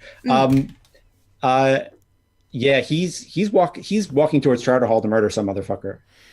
Maybe this is the thing that I do, is I get myself in front of him, I put my hands on his shoulders, and I'm just like, yo, Aldo, listen to me. We don't have answers. You might kill the only man that can give us some. Let us find out what's going on, and at the very worst, I'll buy you a drink, and I'll give you all the info. That might be a relate roll. It is a relate roll. Oh, yeah, let's have a relate roll. I'm trying to figure out your position. I think it's controlled light. Okay. I'm gonna let it run on that and see how it goes. Okay. I might have to just make one more roll here. We'll see. Oh, Jesus Christ. All my luck got evaporated now that my life is not in jeopardy. It doesn't work. Maybe we have to go to risky here.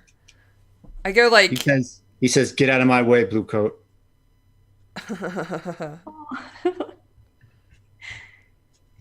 I say, look, Aldo, I lost too many people. I can see a lot of myself in you right now. But this tack isn't gonna work. I'm gonna ask my favorite question. Do you know who I am? So good.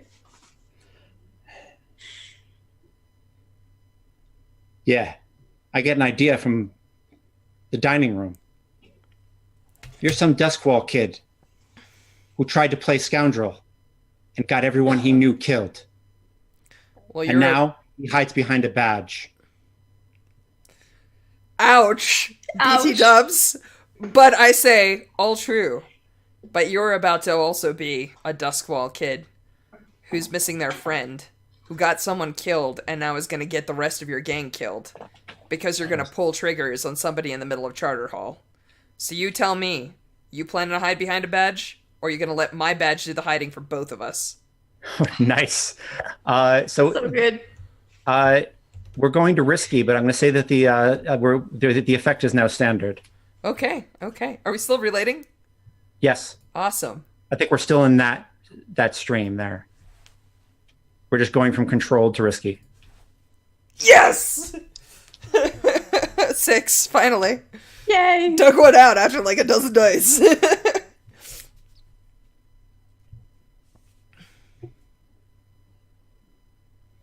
You're going to get him for your folk, and you'll get him for mine too?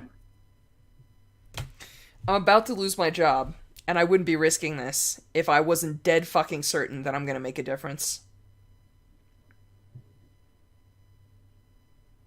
All right. You fucking get him. Yes! I think that's scene. I think so. So good. Awesome. Woo! All right. Cool. Well, we have probably increase some chaos, but we'll see. Do we want to call Job there? Do we want to? Yeah. Oh, yeah. I think so. I think Because so. like the other option was, of course, to have a conversation with either Christoph Booker or Finn Bowmore. Dropping NPC names like flies here. Yes, we could totally do some follow up if you want to. I would be totally down with that. Well, okay. Let me ask this question. How late do we want to run? I guess like maybe another half hour. Yeah. Okay. That sounds good. So do we want to do like the outcome of the job, or do we want to do like another conversation and then count that as the end of the job? Sure. Yeah. One more conversation. Cool. I love that you have these two terrible choices. Who do you go to? Oh gosh. I feel okay. So it's going to be far more dangerous to go and talk to Finn Bowmore because Finn Bowmore is a council family, and I don't have the contacts to get in. You might. The other option is to go and talk to Christoph Booker, who is a professor who may not know anything, but could be like lower on the totem pole. Like, it's a professor. We can just catch him after class. How do you want to handle this, Lauren? At this point, like, I have used up most of my resources. We're not talking to criminals anymore. Yeah. Oh gosh. I feel like it is more sensible to like sort of stay at the level that we're at, and to sort of like exhaust those kinds of leads before jumping back into like high society. Okay. That's I'll put it to you this way: my boss is not going to give me shit if I go after somebody who's just a professor, because I don't think the universities have some like massive standing. I was my thinking too. Was we'll keep the eel complacent. Okay. All right, I'm down. It's not going to keep increasing my chief fires drop clock. Yes. All right. Cool. So how do you want to play this? Do you want to just like catch him after a class, like do that classic like walking into the classroom scene, or do you want to? Oh, it's gotta be that, right? Like, yeah. Just the other option is we could tail him, or I could talk to my university-bound student friend who may give us information. Like his office hours. Well, it could be office hours. It could also just be like, what do people say about this dude or gal? I don't actually. No, it's a Christoph Booker. I'm guessing it's a dude. But like the if like there's rumors about them, if I mean, who the fuck knows? They could be like freaking secretly Path of Echoes or something. I don't know. So like, yeah. I actually, you know what? That's the call. Can I talk to my friend? And see if we have any information on this, or do we want to say that I talked to my friend and talk to this guy and just flash back to whatever's relevant? Sure. Or you can like go to Charter Hall and like Hopper will likely be there. I mean, cool. Let's do that. Okay. Yeah, I think I just ping Hopper and I check and see what he knows about Professor Christoph Booker. Yeah, he's sitting on a fountain, like a fountain edge outside of where the classes are, on like on a plaza, and he says, "Oh, Professor Booker, he's up in the classics department."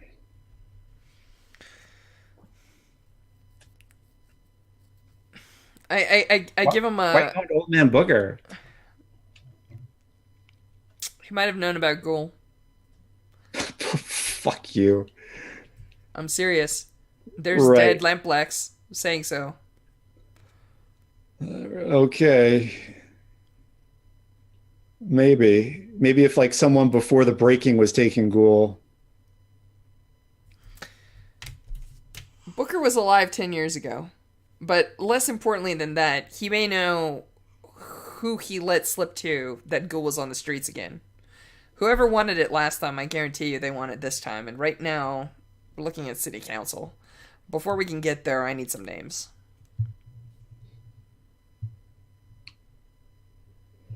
Yeah, I mean, fuck it. I'm sorry. I'm making fun of you. You're doing your job. I'm sorry. You don't make fun of me when I fucking come to you with science projects. And I'm making fun of you when you're doing your job. I'm sorry. It was a dick move. It was a dick move.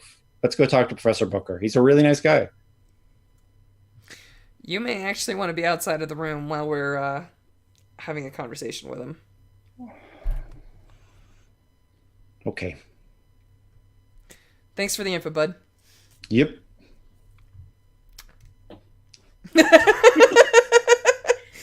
Investigator, this is you. Take the lead. Yeah, let's swan it up to the good professor's, I guess, office. Or Yeah, he's in a small class with a stand-up blackboard, and he's got a circle of desks with like 6 students, and they are translating an old imperial poem, nice. And it's like totally the awesome classics professor in college translating Latin with his class and like talking about the mythology of the old world and all of that, and he clearly loves it, and he clearly convinces his students that they're smarter than they are, and then like brings them into the voyage. Like you see it happen, like you're literally watching it, and he gets a lot out of them. And like, you know, you watch like the last 20 minutes of classes, and he says, and we'll get to those verses tomorrow. All right, get some sleep. You all do sleep. That's a thing you all do nowadays. Yes, have you heard of it? It's good. You should try it. Go. Can I observe him from the Totally. Yeah. classroom window? Yeah. Totally. Just get out of here. Fall in love. Do some drugs. Do whatever it is you do, but not too much. And they all file out, talking about the poem and all that stuff. And he says, "How can I help you? You are not students." Is this where I like pulled the badge of? An imperial mandate. And I think he actually like reads the inscription on the badge in Old Imperial. Oh, And it's cool. like whoever holds this badge, It shall be worthy of the power of Thor. like, Sorry. yeah, like whoever holds this badge holds the might of the emperor or something. Ooh, can I observe his reaction when I pull up at the bag? It's just pretty sort of microscience of like, oh shit, like. No, I think he's just fascinated that he gets to see something old and imperial. Aw, he's lovely. I'm sure he's terrible. How can I help you? You can help us by answering some questions. Is there somewhere we can talk privately? Sure. Come, let's go to my office. And he picks up a bunch of books, and you go into his tiny charter hall office. He like sits on his desk so that both of you have a place to sit. Oh, it's a lovely office you have here. I see they treat you very well. Yeah, not much call for old imperial at the big university on the hill. Oh, it's such a shame. You seem to have such a passion for it. It's very admirable. Thank you. Now, I won't waste your time. I'm sure you've got a lot of things you would rather be doing. I am actually fascinated. What on earth are we doing? Do you know a kid that used to go by the name of, and I say Frog's real name? Yeah. It was a shame. He had a bit of a habit, and I think it got the better of him. All right, Lauren, you ready for your observe roll here? Yes. I just look right at him. I'm like, how much did Frog tell you, and what did he tell you about the substance that's called ghoul?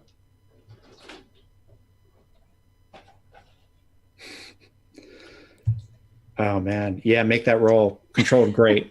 I mean, you're right in his face. Okay.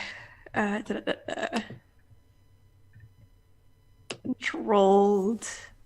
Great. And I will expand my special armor to push myself in the line of duty. Cool. For an extra dice.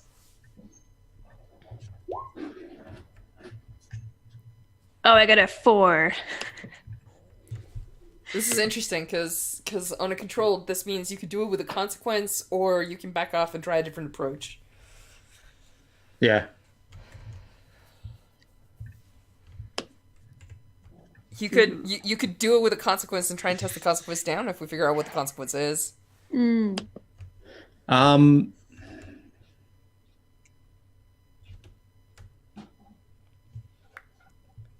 Yeah, I mean, I think he's gonna. Shit, this is difficult.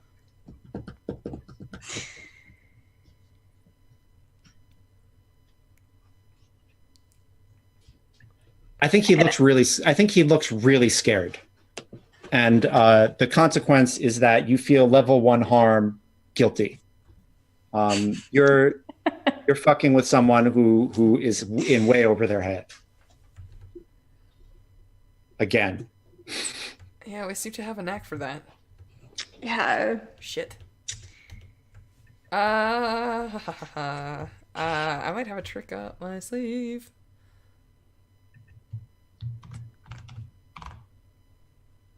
Nope, not this time. Sorry. That is all good. Ooh. Do you want to resist? I do want to resist. It's gonna get mean though. Resist. What does that look like? Oh, yeah, I think this has to. I'm just. I go strong on conviction. Like, I think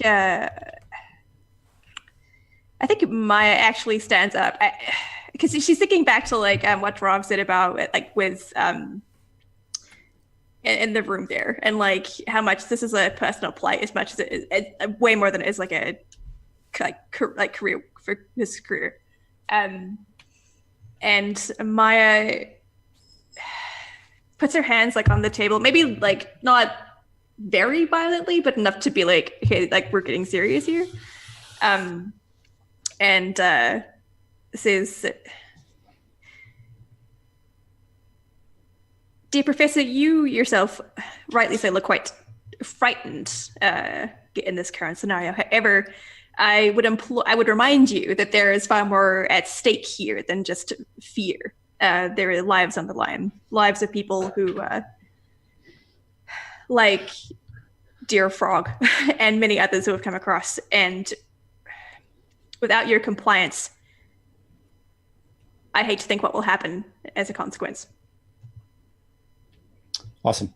So take your stress, and then I think he's going to spill.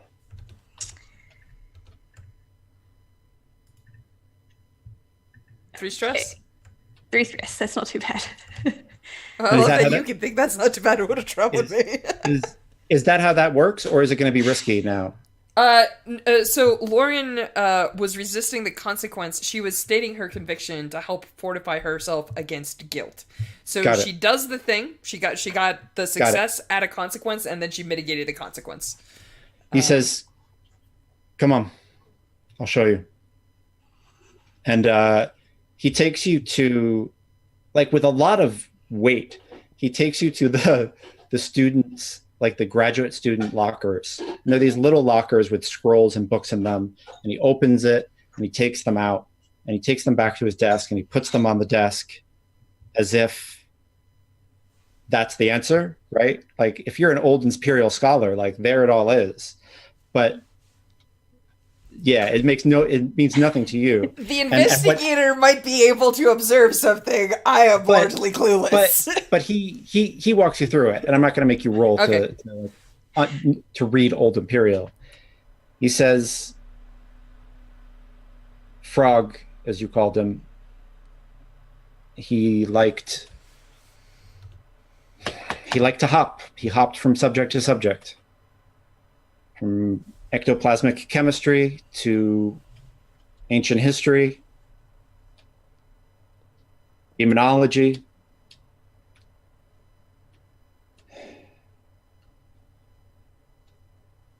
So he found this, and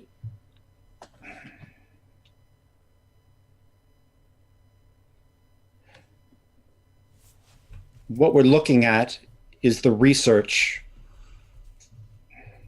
He closes the door to his office. He says, what we're looking at is the research that the undying emperor did to make himself immortal.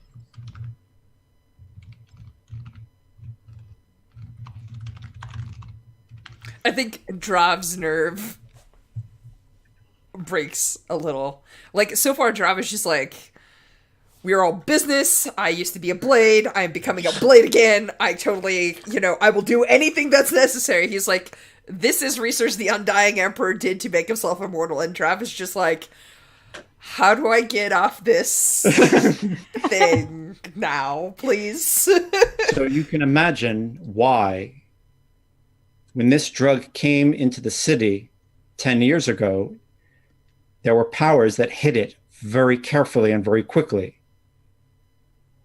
And then when it became uncovered again recently, why an imperial mandate was issued quickly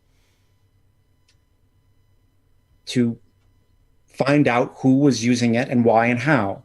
Because whoever is looking for this stuff, whoever isn't using it like a recreational fucking dingbat idiot out there, could very easily be trying to make themselves immortal and make themselves another emperor.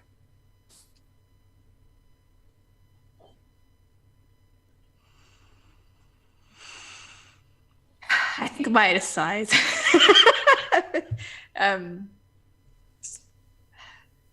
So, who would want to do this? Frog was going to find out, and he was going to blackmail them. That is what he was going to do. Because he thought by doing that, he could get all of the drugs he ever wanted. This kid was a fucking genius. To figure this out without the Undying Emperor knowing and sending his own whispers here to get the kid and sweep him up quietly and send him over to the Imperial City. This kid was a fucking genius. And he sparked it away on the lampblax. He's going to end up knifed in some fucking alley. He ended up shot. Fuck. From prison.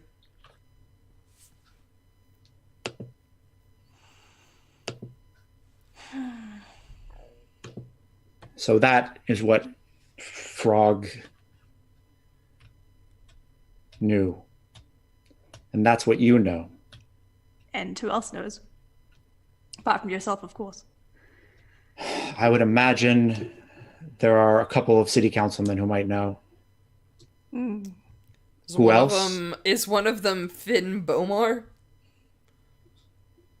I really don't know much about politics. I'm sorry. If we're spitballing, you have to assume. Want us to take these papers? Please fucking take these papers. I mean, who else would know? I don't know. The Master Warden, maybe? Spirit Warden General?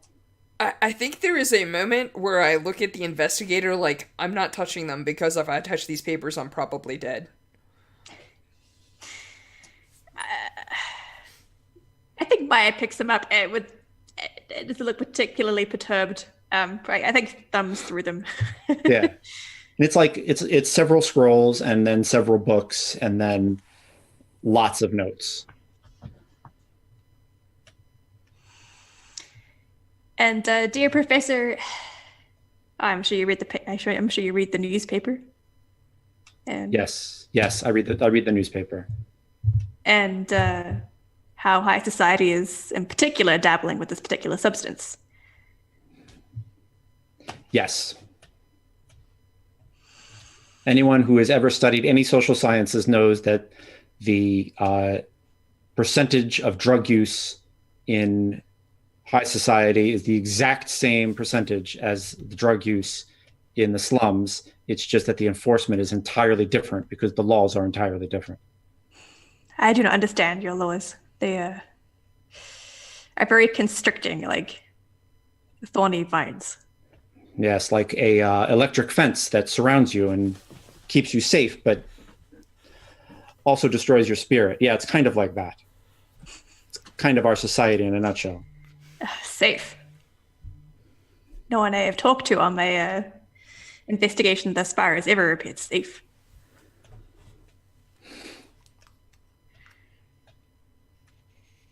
So what happens to me now?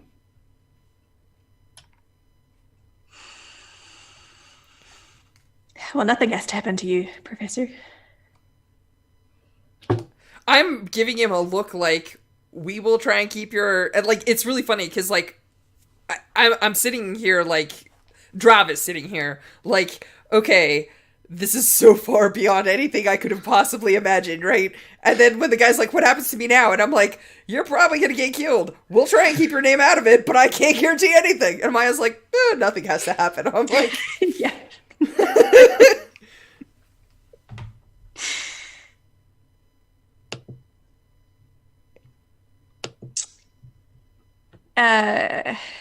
As you just said yourself, Professor, we will do as we best. We will do best we can to make sure that the electric fence that houses us all keeps you, quote, safe. Thank you.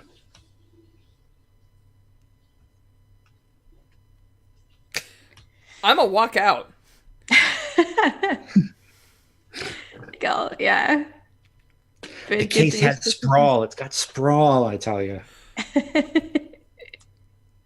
I think if you walk out with the paper, do you walk out with the papers, or do you just walk out by yourself?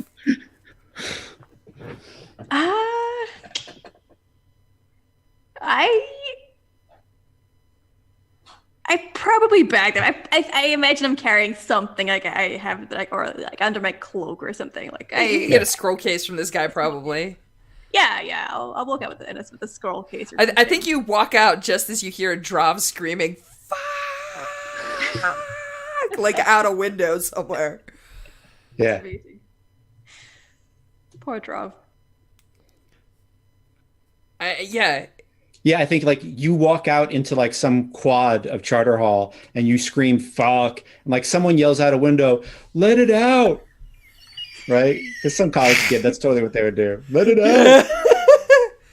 I think I just look at the investigator and I just say, like, I'm out.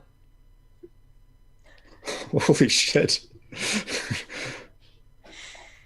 What do you mean out? I'm out. This is we cannot chase this down. There is no court that is going to listen to this. We cannot make a case that is not going to be quashed by the Emperor. We are going to die. As a matter of fact, whoever it is that is looking for the ghoul in the first place is already probably semi-immortal. There are vampires in this town. Like, I cannot imagine the scale of power that we have to contend with to deal with this. And I do not think that the law is enough to protect us. Nobody in this city wants us to succeed. Nobody. There are so many dead already, and we are nothing but footnotes. We are going to become commas in a number that's so large we cannot comprehend it. We are dead. We are walking dead. They're not going to kill us. They're going to turn us into hollows so they can watch our bodies from windows. Are you quite finished, Mr. Drav? Yeah, I'm good.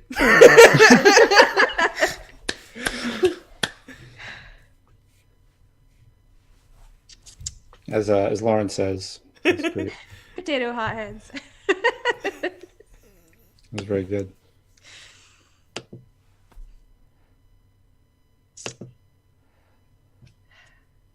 What to say in response to that? I think Maya lets you like get it out.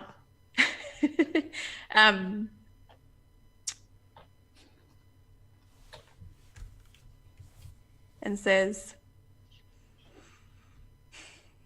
I get the feeling we were walking dead as soon as we walked into this case. No, we could have done exactly what the eel said, and I am not even 100% certain that he is not the one that's looking for this substance. We could have just said that it was some drug on the fucking streets, we could have made it disappear, and the Emperor may have been pissed and he may have replaced us, but we would have our lives. We would just be unwitting pawns moving about our daily lives, not understanding the scope of things moving about in the city. I'm half of a mind just to write that in my report. Went and talked to some criminals, found out where drug came from, will make sure to burn the warehouse, and then hopefully go to sleep with many, many knives under my pillow.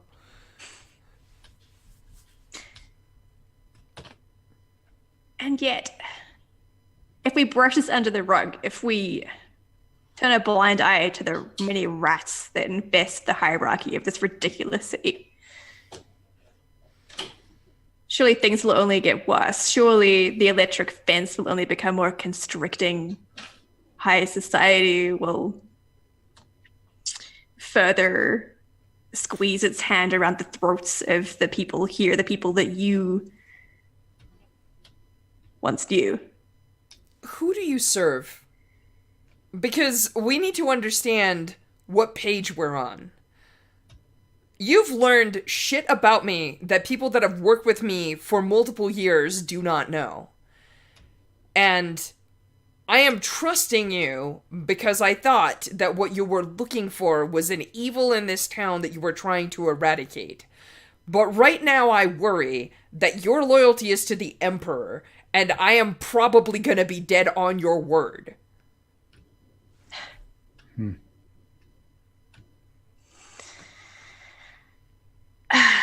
Drav, I held no candle for the Emperor. I would much rather not be here. I'm at quite a loss in this city. But, and indeed, I could have left as soon as I had entered its walls and gone back to riding in the Deathlands with my dear steed. But now that we're here and I've seen what this has done and what it has done in the past, I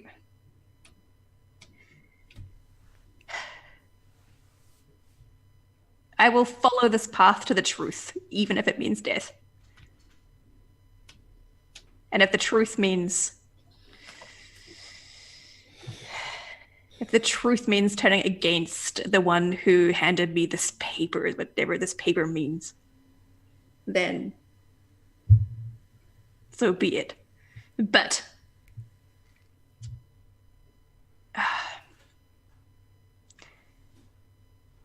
I never came into this case expecting to find a friend.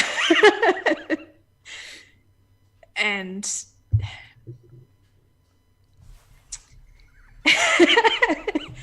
Drav, I think she puts like a hand on Drav's shoulder and gives it a squeeze and says, I've never known one quite like you with such conviction, with such like a genuine heart for the people they know and the people they've loved. And I feel very touched that I have gotten to see that part of you and to see your world, despite having even bought you a drink, as you so requested when we first met. And I do not wish to see harm come to you. I care very deeply for you. So fuck it all, we follow this and we let whatever burns burn? I suppose. I'm gonna need a bigger wall.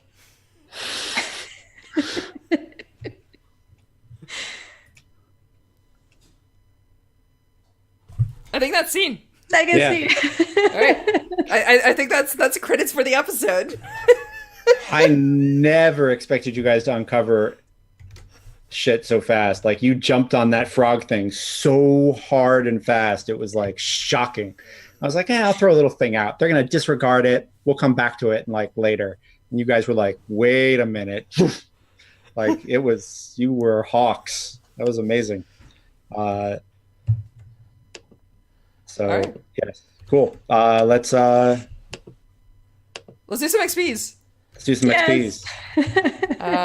Lauren, you want to go first? I would love to. Let me pull up my thing. So I, weirdly enough, didn't roll any desperate actions in that session. That was my beloved companion. One or more XP for I honorably did my duty in service to the Imperium, or I did what's right. I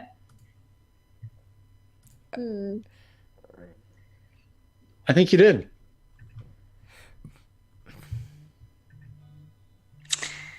Yeah, definitely feel like I'm skewing more towards doing what's right rather than doing what's in the best interest for the Imperium the more we go on this case. Right. Yeah. I should mark 1 XP for that one then. Yep.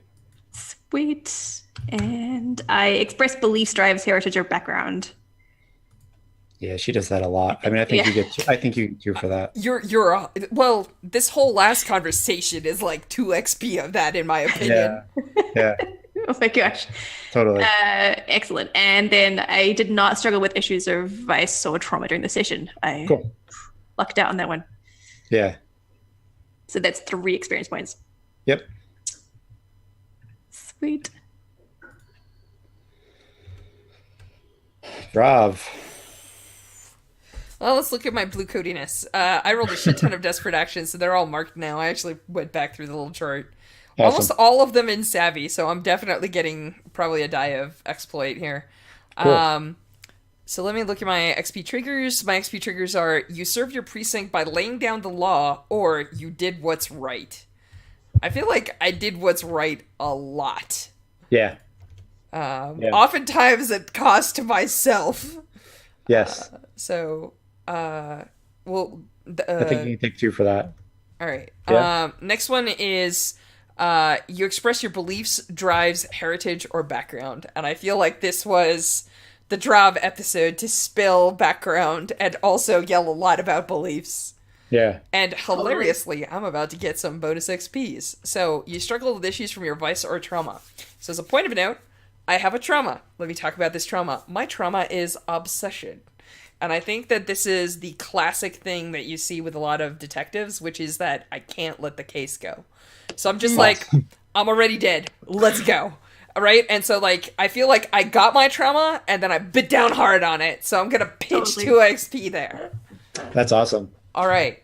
So here's good news and more good news. I am going to get that exploit dot, and then I am going to get a new power. And that new power is the... I'm going to veteran the spider power calculating.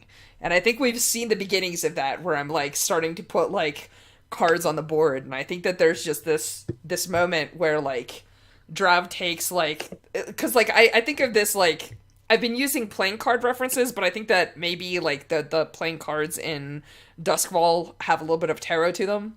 And I think he definitely like shuffles cards, and then like deals the last card and like hammers it into the wall with a knife. And it just says the Emperor. So yeah, that's my thing there. And then I'm gonna have a couple of XPs left over, which I'm probably gonna shunt into conviction so that I can try and fix some of my stuff there. Nice. The mandate gets XPs, maybe.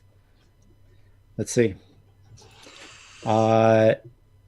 Enforce the law or advance the progress of the mandate.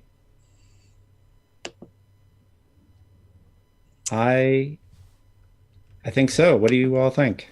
I definitely feel like we enforced the mandate a couple of times. The question is, well, let's talk about it.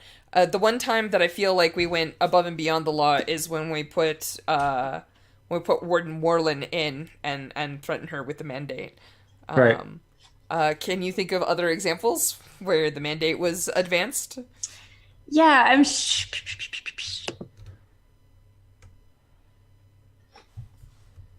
I kind of came out of that last with the scene with the professor. Like, so we, I think we found out what the mandate's for. Yeah. Yeah, exactly. Yeah. Cool. So that's 2. All right, cool. Sorry. I'll put the 2 in. All right. I'm good.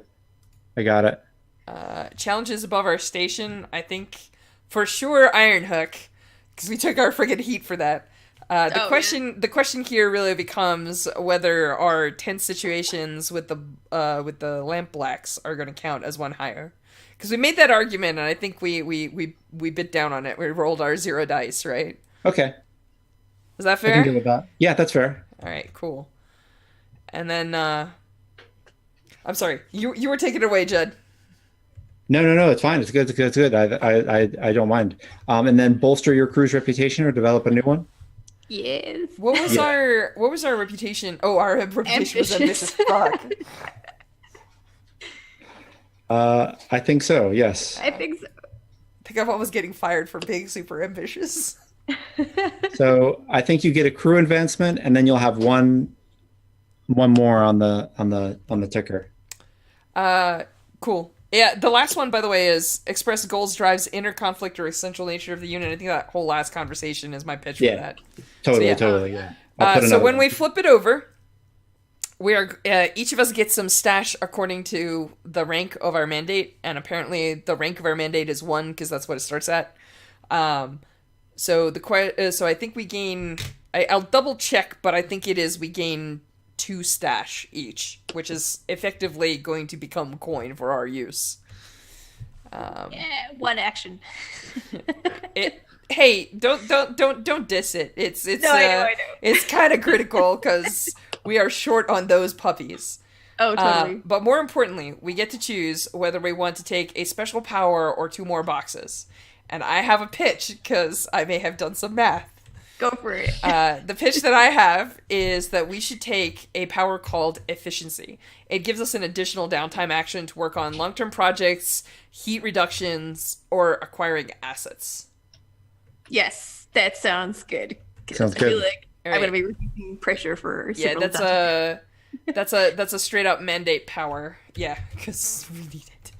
I actually did the next calculation, which is when you do a job, you take -1 heat, which I feel like we're going to need because we keep flipping over and it's terrible. Oh, yeah. But we'll get there. Yeah, all right, cool. Especially if we can get it to 8. 8 heat is like Yeah. good. All right, so I think that's it for our precinct advance. I'm gonna add the power real quick. Boop. Boop. Look at me being all efficient. Haha. Just like our Bluecoats or mandate.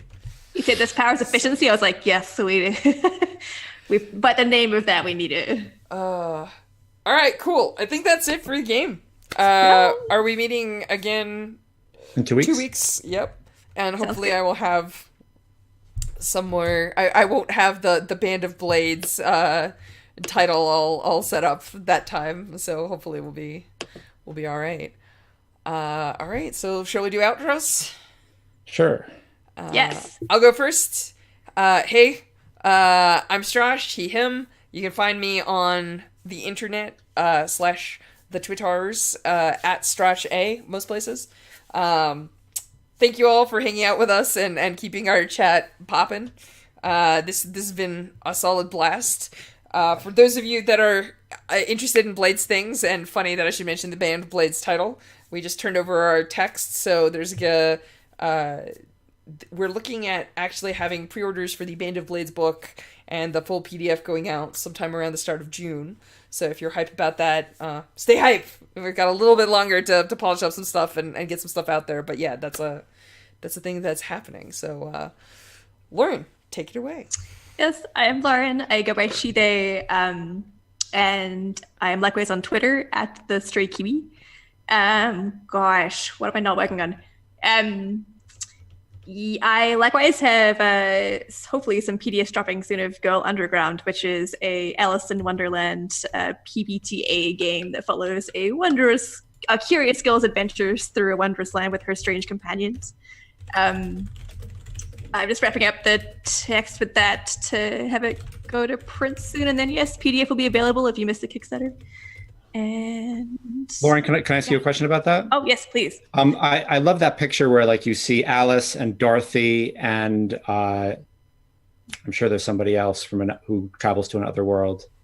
But it might just be Alice and Dorothy and they're sitting around like, oh, I've seen some crazy shit. Can you totally play that game of like Alice and Dorothy? Like, is that doable in that?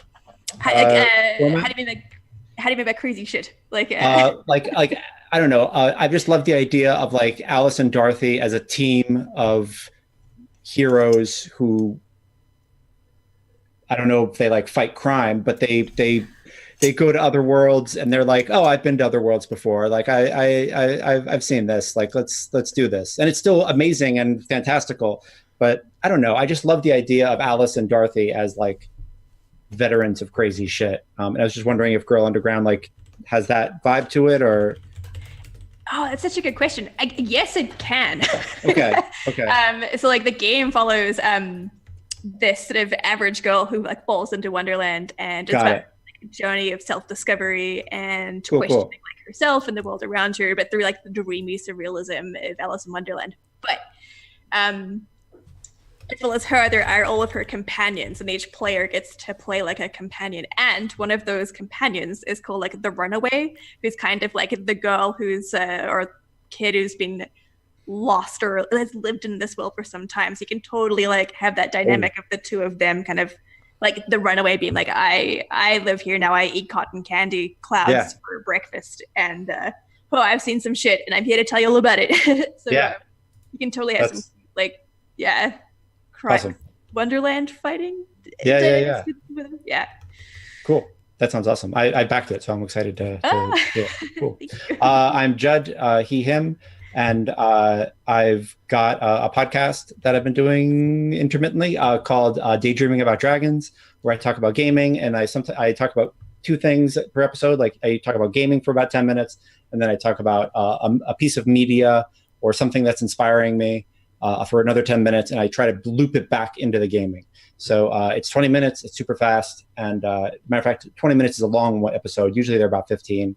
And I'm trying to do it about once a week. And please give it a listen. You can, if you daydream, if you put in the search terms daydreaming about dragons, or you find me on Twitter on Judd _of_ Cryos, Kryos, you'll find it. You'll find it. It's around. And that's about it. It was great. It was a lot of fun. And I'll probably be talking about tonight, because earlier in the afternoon I gamed Band of Blades. So like this has been a ludicrous 11-hour marathon of gaming for me, and Wow. Oh I my need to gosh. I need to decompress and talk about it. But yeah, it was good stuff. Cool. All right, folks. That's it for tonight. Hopefully, you'll join us in 2 weeks for some more Bluecoats, and of course, stay tuned. There's wild games happening all over. I think John Harper is demoing his Fast and the Furious hack of Aegon tomorrow, and I think there's Band of Blades next Thursday. So just keep your eyes peeled. Check our calendar. Tweet at me and Sean and or Ash on the interwebs, and we'll keep you appraised. Everyone have a great evening. Yeah.